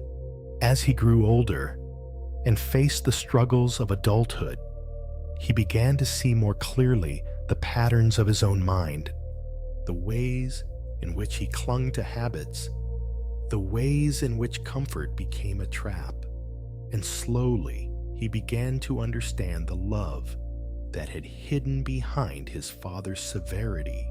One day, sitting quietly by himself, he recalled the sharp sound of scissors cutting, the anger that had risen in him, the despair he had felt at being denied, and yet, as he remembered, he also felt gratitude rise, for he realized that in that single act, his father had given him freedom, had forced him to see life beyond his small screen. A smile came to his lips, not bitter, but warm, for he knew now that the cut was not against him, but for him. It was not cruelty, but love, a love strong enough to bear his anger in order to save him, a love that had risked misunderstanding to give him the chance to grow. From that day, he carried a deeper respect for the hidden faces of compassion. He learned to bow not only to the gentle touch, but also to the sharp strike. And in his heart, he gave thanks for every awakening that had come through shock, for he now knew they too were gifts. The Koan of Nansen reminds us that compassion wears many forms, sometimes soft as a breeze that cools the skin, sometimes firm as a hand that holds us steady, sometimes fierce as a blade that cuts through what binds us, yet always compassion, always the same heart beneath the shifting shapes. To understand this koan is not to justify violence, nor to cling to judgment. It is to see that awakening cannot be bound to one image, that the path to freedom is not always smooth, that sometimes it requires a rupture, a breaking of illusion, so that the truth may shine. The lesson is simple yet profound, that liberation often comes through cutting away, through losing what we once clung to, through letting go of the illusions we thought were real. And though the process may hurt, it leaves us lighter, freer, more awake to the living present. When we look back on our lives, we may see moments that once felt harsh or unfair. Yet in time, those very moments may reveal themselves as acts of love.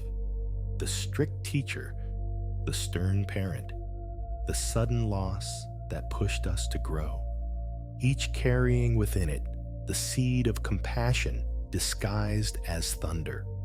Tonight, as you sit in stillness, let yourself recall one such moment, one shock that left a mark upon your heart, and instead of holding resentment, allow yourself to see the possibility of compassion within it. For perhaps it too was a blade cutting away illusion. Perhaps it too was love guiding you toward freedom. When you meet the Buddha on the road, kill him. The saying to kill the Buddha when you meet him on the road sounds harsh, yet it carries a deep wisdom. It is not about violence, but about freedom from attachment. When the mind clings to an image of the Buddha or to any fixed idea of truth, it becomes blind to the living reality of the present. The mistake is to worship the figure and forget the essence. People bow to statues and repeat words, yet miss the spirit that those forms point toward. The lesson here is clear. Do not hold even to the Buddha as an idol. If you cling to the form, you lose the path. To kill the Buddha means to release the attachment and see directly into the nature of mind and life. The true Buddha is not a statue or a story. It is the awakening that arises when you let go of illusions. This teaching invites us to move beyond images, beyond worship, beyond dependence, and to touch the living heart of the Dharma within ourselves. The way is not outside. It is here, in your breath and your being, free and unbound. There was once a student who admired his teacher so deeply that he gave up his own judgment. Every word of the teacher was taken as absolute. Every gesture was copied without question. The student felt safe in this devotion. Yet over time, he became smaller. His own strength and clarity faded. He depended on the teacher for every answer. When the teacher one day disappointed him with a mistake, the student felt shattered. His world collapsed. In the emptiness of that collapse, he sat alone and realized he had given away his own power. Slowly, he began to stand again, this time not by leaning on another, but by trusting the quiet strength inside.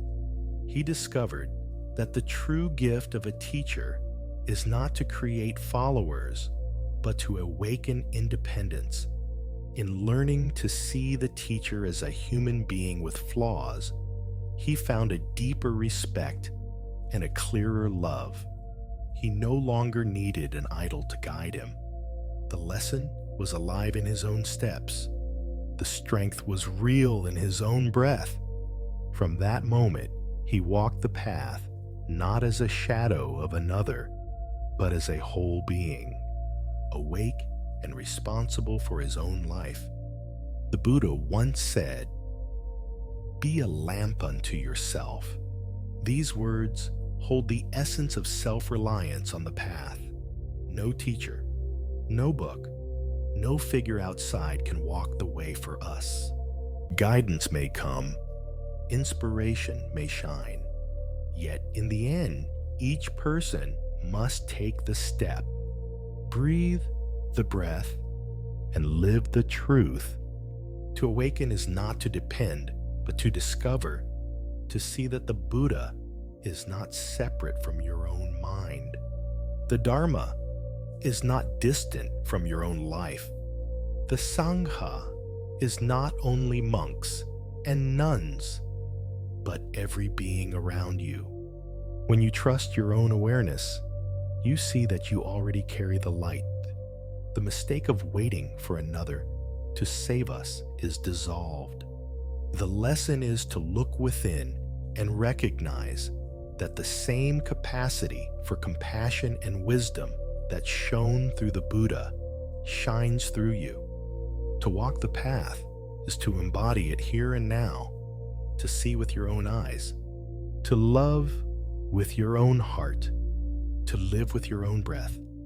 The true Buddha cannot walk for you, yet the true Buddha walks with you as your very self. Tonight, take a moment to think of someone you admire deeply, maybe a teacher, a friend, or even a public figure. Notice how the mind often paints them larger than life.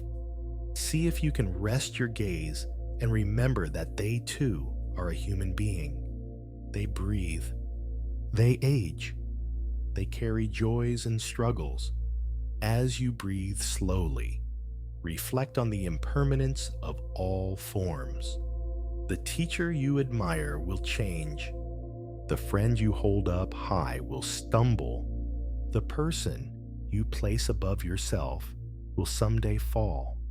This is not to lessen them, but to free both them and you.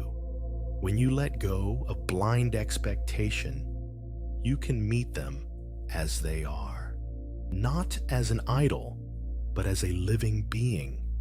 In this practice, you honor their humanity and your own. Slowly, your heart softens. The weight of needing them to be perfect dissolves. You find peace in seeing clearly. The bond becomes more real, more compassionate, and less fragile. This is the practice of releasing idols, of meeting life without clinging, and of walking the path with freedom and love. To awaken through this koan is to see that the Buddha you seek outside is only a shadow. The saying to kill the Buddha means to let go of the outer form so the inner light can appear. When you release dependence on statues, teachers, or stories, you discover that what you admired was always a reflection of your own mind. Liberation is to know that the Buddha is not far away, not on an altar, not in a temple across the sea. The Buddha is breathing with you now. The Buddha is alive in your awareness and compassion. The mistake of searching endlessly outside dissolves when you turn inward. In the quiet of your heart, you realize that freedom is not granted, but uncovered. The lesson is gentle yet profound. To trust your own breath as the ground of practice, to trust your own heart as the source of love, and to trust your own mind as the space of wisdom. The Buddha you kill is the illusion of distance. The Buddha you find is the intimacy of being here. Awake and whole, the koan is not to destroy faith, but to release clinging, so that true faith in yourself can blossom like a flower in the garden of the present. The student who once followed blindly continued his journey. At first, he carried doubt, unsure if he could ever stand without leaning on a master. Yet one day, he was asked to speak in front of others. His heart trembled, his voice hesitated. Then something within rose gently. He remembered the collapse of his old idol. and the strength that followed. He took a breath and let words flow, not from imitation, but from his own clarity. His voice was steady and kind. His eyes were open and calm. He was no longer repeating a teacher, but expressing the truth alive in him. At that moment, he smiled softly and felt the presence of the Buddha in his own chest, not as a figure above him, but as the living flame within. He realized that to walk the path is to embody it, not to copy, but to live, not to borrow, but to give. The class listened in silence, and a few nodded with gentle recognition.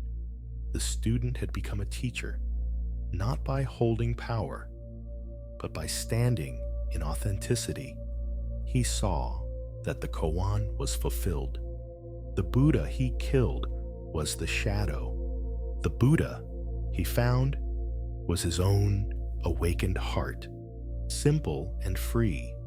The koan whispers a final reminder: do not cling even to the image of the Buddha, for attachment turns truth into prison. To kill the Buddha is to see clearly, to let illusions fall so that reality shines.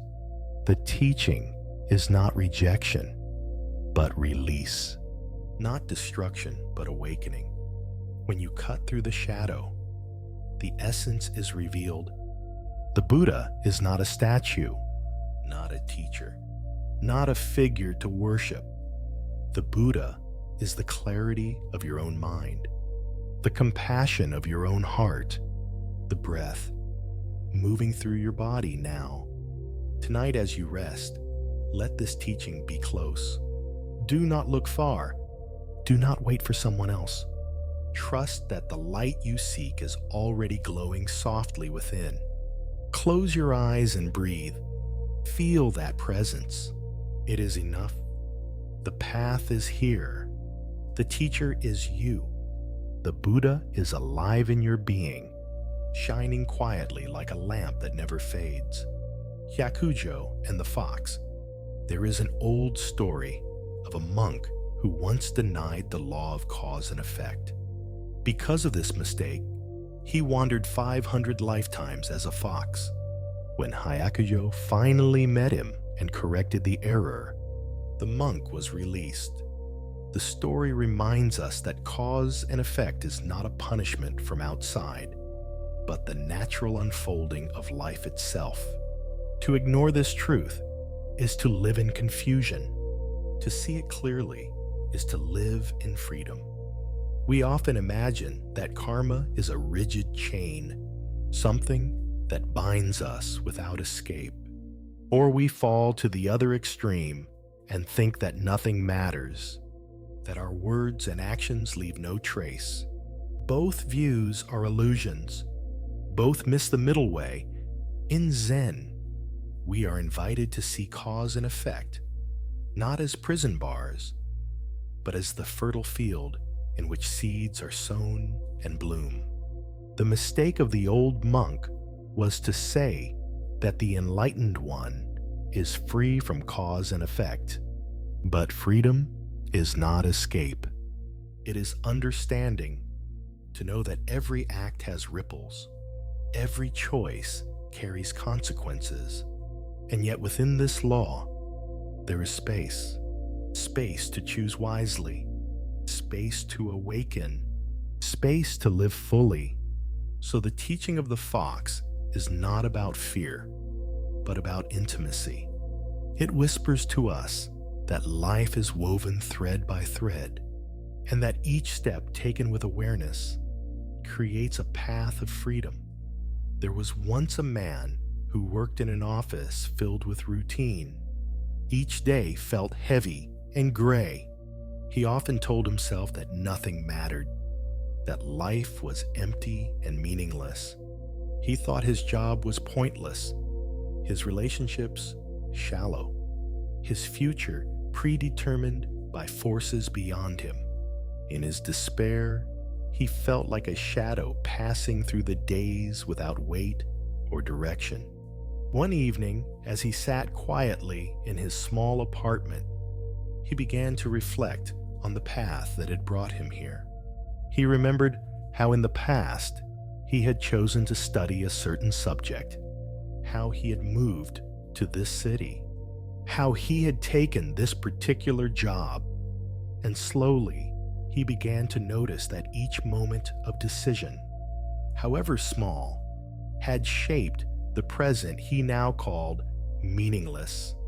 The pattern was not fixed from above. It was woven by his own hands. Even if unconsciously, this realization did not erase his weariness at once, but it gave him a glimpse of responsibility. He saw that his life was not an accident. It was the fruit of countless seeds, some planted with care, some scattered without thought, but all belonging to him. With this new clarity, he felt both the weight and the gift of freedom. For if his past choices had led him here, then his present choices could open another path. In that quiet room, he breathed deeply, sensing that life was not meaningless after all.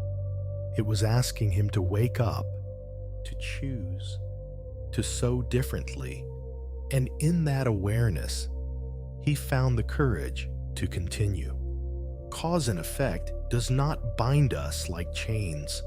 It teaches us like a river that follows its course. The river flows according to the shape of the land, yet at every bend, new views open. Every drop of water shines with freedom. In the same way, karma does not erase our freedom. It reveals it. It shows us that what we do matters, that our steps are real, that our words leave echoes.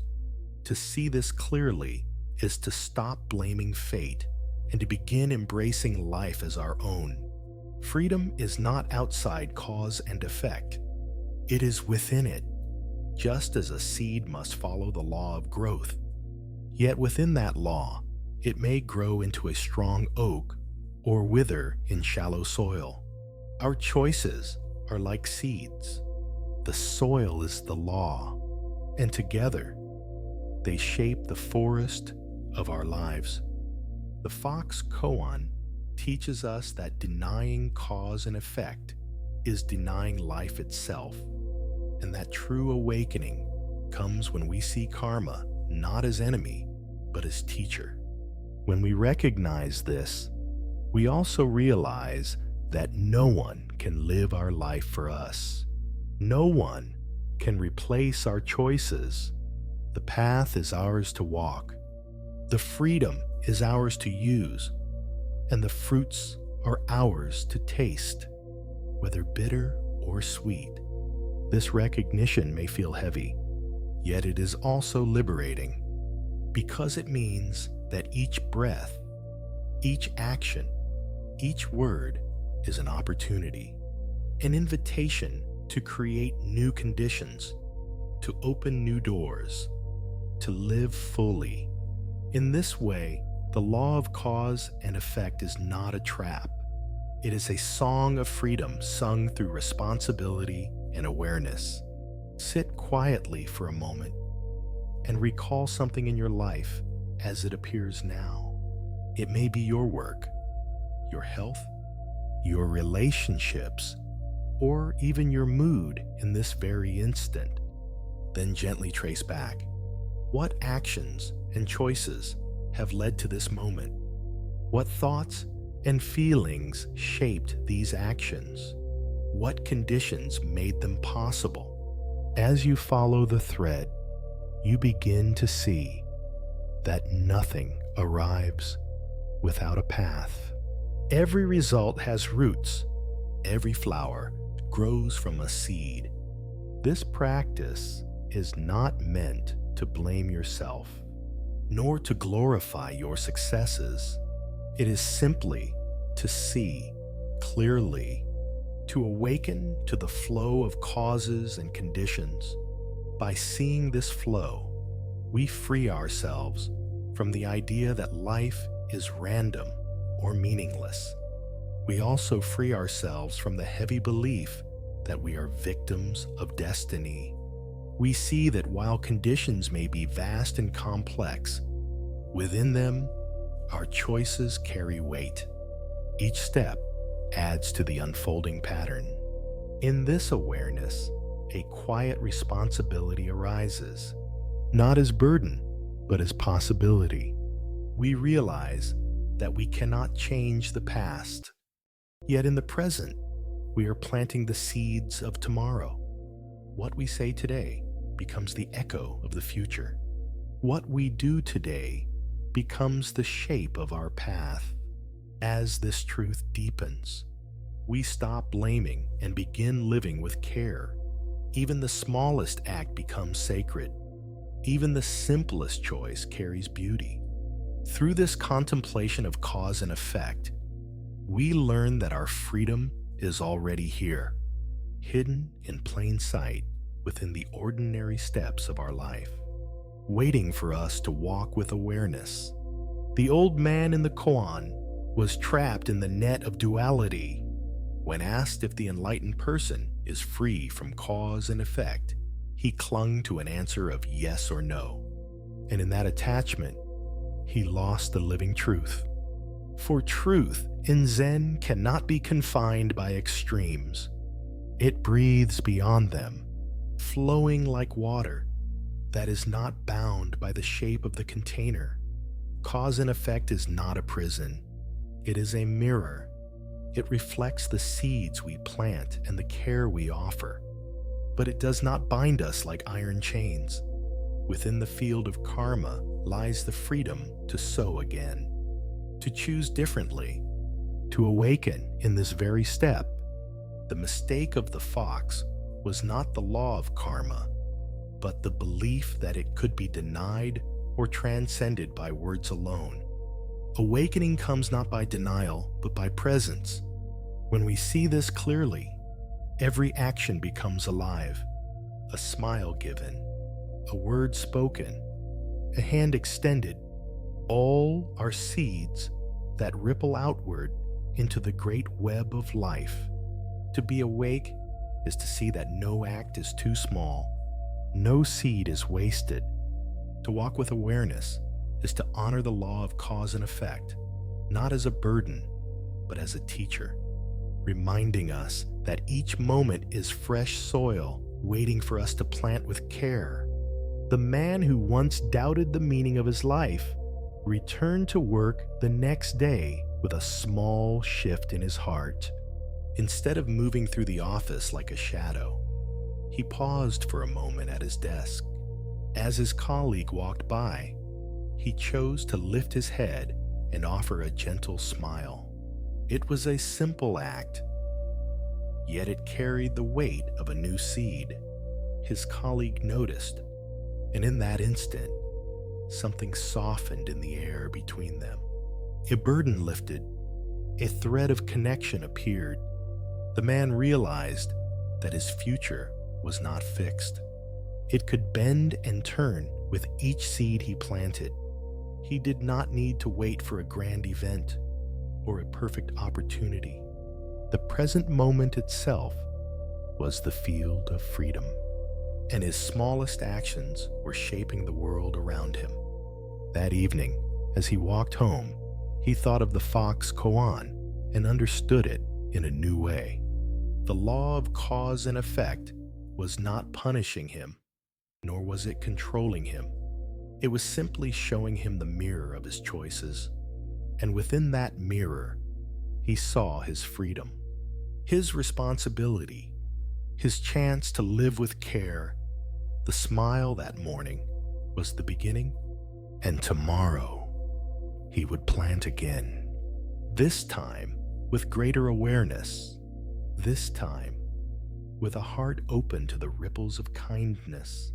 The koan of Hyakujo and the fox whispers a deep teaching that cause and effect is not a cage but a path, not a sentence but a song. The old monk was trapped because he tried to answer with yes or no, with escape or denial.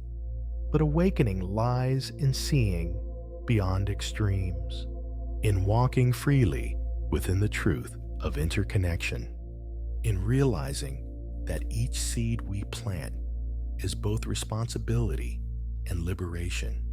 To understand karma is to understand freedom. For though we cannot escape the law of sowing and reaping, we are always free to choose what we sow. This is the quiet miracle hidden in the Koan. That destiny is not imposed from outside, but arises from within, from each thought, word, and deed. In this way, karma is not a chain, but a key, not a burden, but a guide toward awakening. So, let the teaching settle gently in your heart. Know that every step you take is planting seeds, some of kindness, some of fear, some of peace, some of unrest, and yet in every breath you hold the freedom to choose again. The Koan of the Fox invites us to wake up in this freedom, to take responsibility with joy, and to live with awareness of the ripples we send into the world. Tonight, as you close your day, plant one seed of compassion, however small, and trust that the garden of tomorrow begins in the soil of this very moment. The flag is moving, or the wind. Two monks stood in the courtyard watching a flag wave in the wind.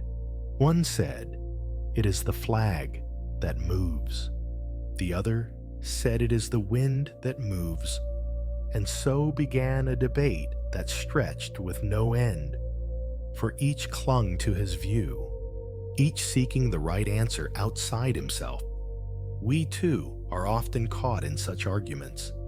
We ask, what is moving? What is still? What is right? What is wrong? And in our search, we overlook the most important truth, that the real movement is not in the world outside, but in the mind that argues, doubts, and grasps. The mistake is to chase after an external certainty, to think that truth rests in the object of debate. For even if the flag is still or the wind is calm, the mind that insists will still be restless. The mind that clings will still move without peace. The lesson of the Koan is simple yet deep. The flag and the wind are not the point. The point is the heart that cannot rest, the mind that seeks victory in words instead of silence. And when we see this clearly, we discover that the true movement is within us. Thus, the debate ends not by proving one side correct, but by awakening to the stillness that lies beyond both sides, a stillness that is always present, waiting beneath the surface of our restless thoughts. There were once two colleagues in an office, both intelligent and passionate, both convinced of their views on politics, and whenever a new topic arose, they would lock into debate, voices rising, tempers flaring, each trying to prove the other wrong. And though hours passed, neither was satisfied. At first, they thought the problem was disagreement. They believed that if only one of them could present the strongest evidence, the matter would be solved. Yet, no matter how many articles they quoted or how many facts they brought, the arguments only grew sharper, and the distance between them deepened. One day after another heated exchange, they sat in silence, tired and frustrated, and in that quiet moment, one of them noticed his own pounding heart, the tightness in his chest, the restless energy in his mind. And he realized that the real storm was not in the world of politics, but in himself. He looked at his colleague and saw the same exhaustion, the same anger, and in that shared recognition, both began to laugh softly. for they understood at last that it was not the news, not the policies, not even the disagreements that hurt them most.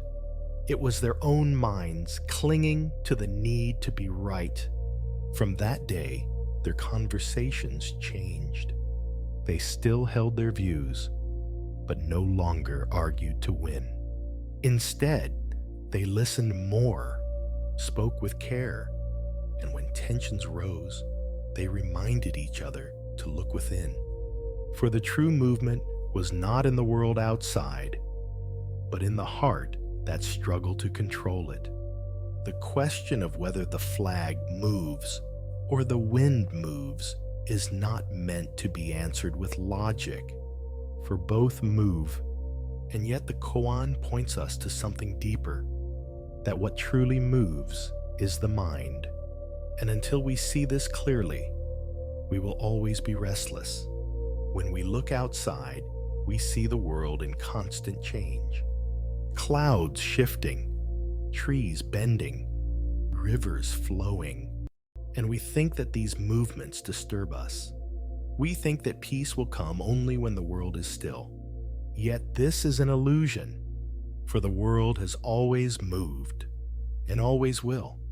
The real disturbance arises in the mind that resists, the mind that clings, the mind that insists on controlling what cannot be controlled.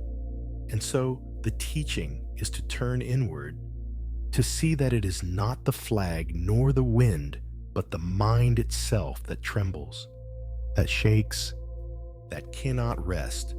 Once we recognize this, peace becomes possible, for we no longer demand that the world outside stay fixed. We no longer chase after conditions that cannot last. Instead, we return to the still point within, the place that watches all movement without being moved.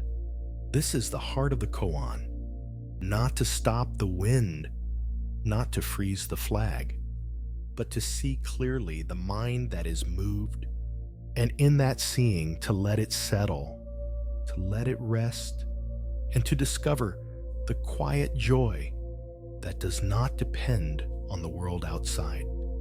The next time you feel anger rising, pause before speaking, pause before acting, and ask yourself gently, who is moving here? Is it the world outside, or is it my mind? Is it the flag, or the wind, or is it the heart that clings to them? Close your eyes for a moment and bring attention to the body. Feel the tightness in the chest, the heat in the face, the racing of thoughts, and recognize these not as proof of someone else's mistake, but as signs that your own mind is stirred, that the storm is inside. Breathe deeply, slowly. Let each breath remind you that you are not bound to this movement, that just as the wind rises and falls, so too does anger, so too does agitation. And if you do not feed them, they will pass, leaving the sky of the mind clear again. Write down what you noticed, the thoughts, the sensations, the emotions, not to judge them, but to see them more clearly.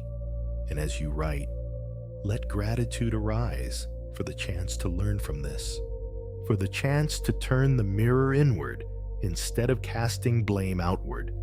Through this practice, you learn not to be dragged by arguments, not to chase victory in words, not to lose yourself in storms that are not yours to control. Instead, you learn to rest in the calm beneath the waves, to stand still even when the flag moves and the wind blows, and in that stillness, you find true freedom. The koan of the flag and the wind shows us that what we see outside and what we feel inside are not separate. For when the mind is restless, Every sound and every motion seems to disturb us. Yet when the mind is calm, the same sound and the same motion do not trouble us. They are simply themselves. No more and no less. When the mind is at peace, the flag is only a flag.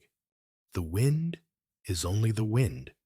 There is no debate, no clinging, no confusion, and the world returns to its natural form, clear and simple, free of the projections we cast upon it when we are unsettled. This is the teaching hidden within the Koan, that the turbulence we blame on the world is truly born within us. And when we stop chasing after answers outside, when we stop demanding the world to stay still, we discover that it is our own heart that creates the storm. To awaken is not to control the flag or the wind. It is to return to the stillness within, to see that the movements of the world are not enemies. They are just the natural dance of life, and their power to disturb us ends the moment our mind is free from attachment. Thus we learn that outer and inner are not two. They reflect each other, and in this reflection lies our path. For when the mind is clear, the world is clear.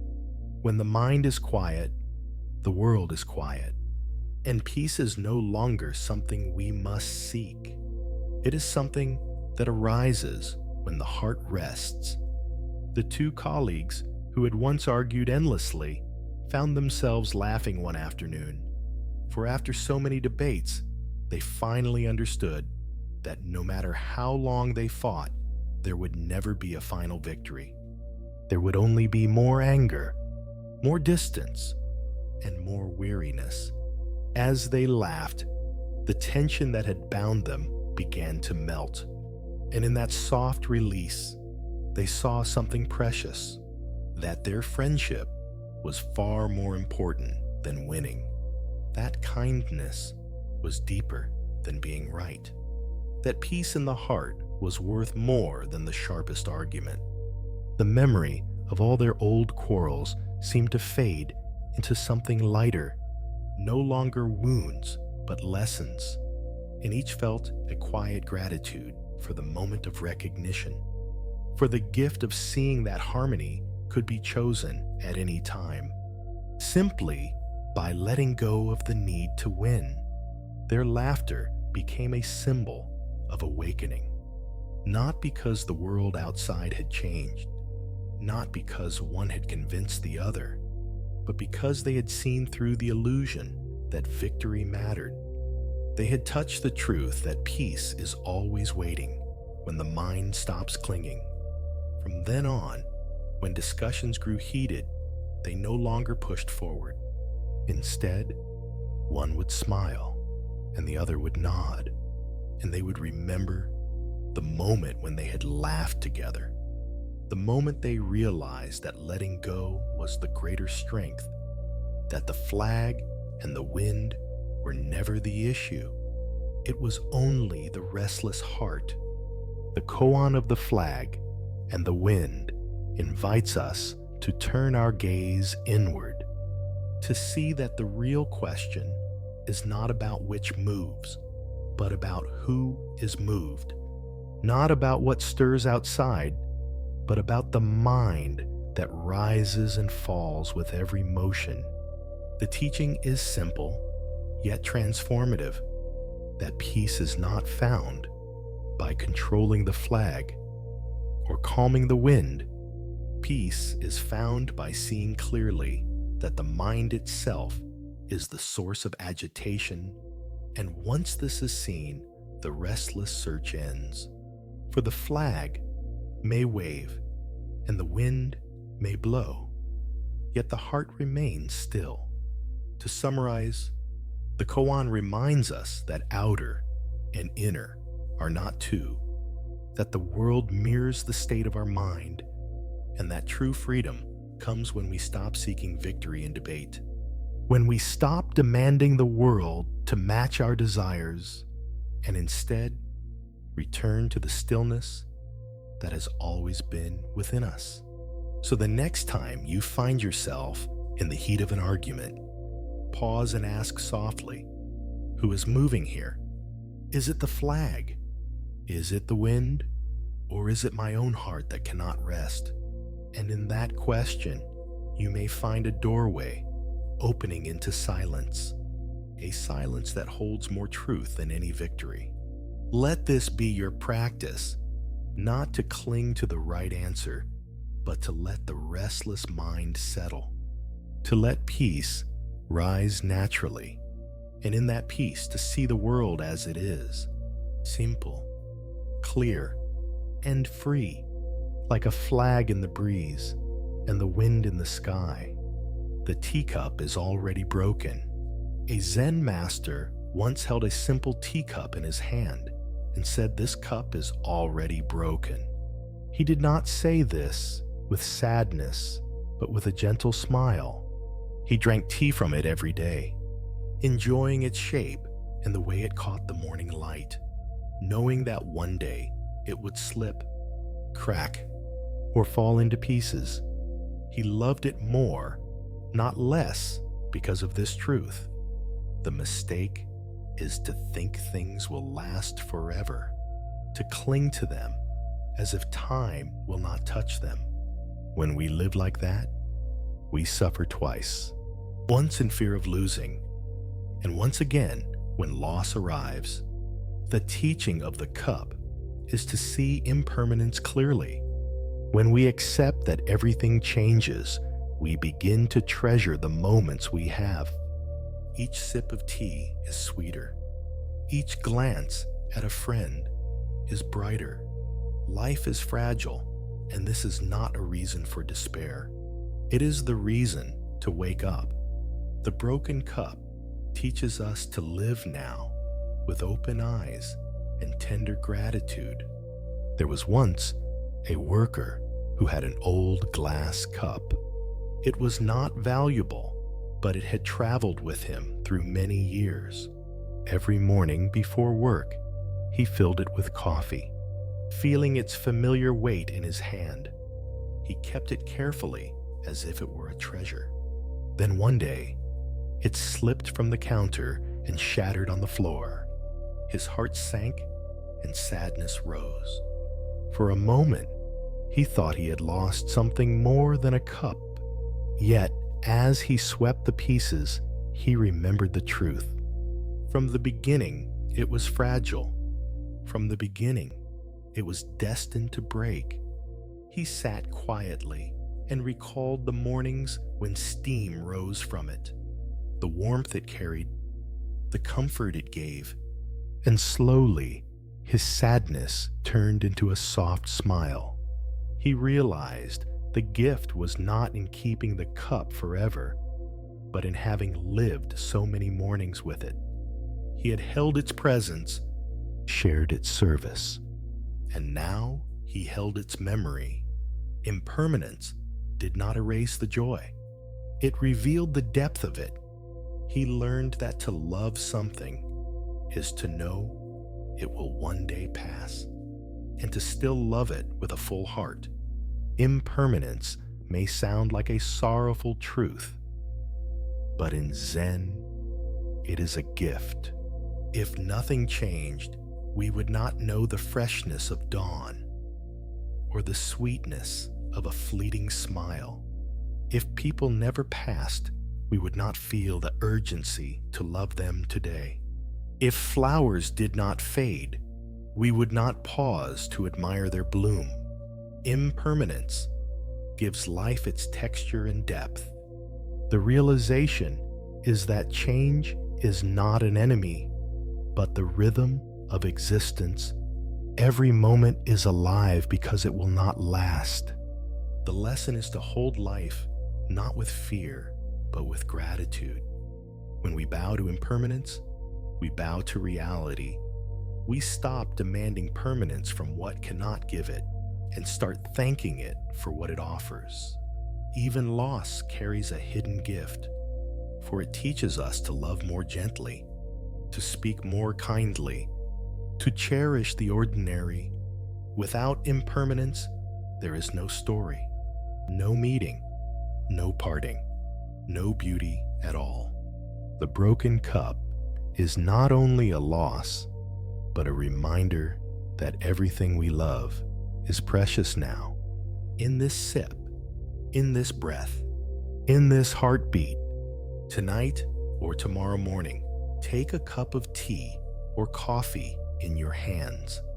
Feel its shape, its warmth, its texture. Breathe and remember that one day, this cup too will no longer be here, not as a reason for sadness, but as a call to be present.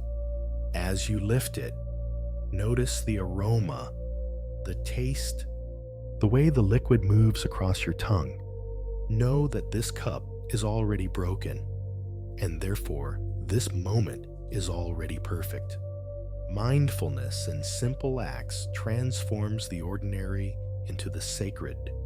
When thoughts arise about losing or clinging, return to the sippy, return to the breath.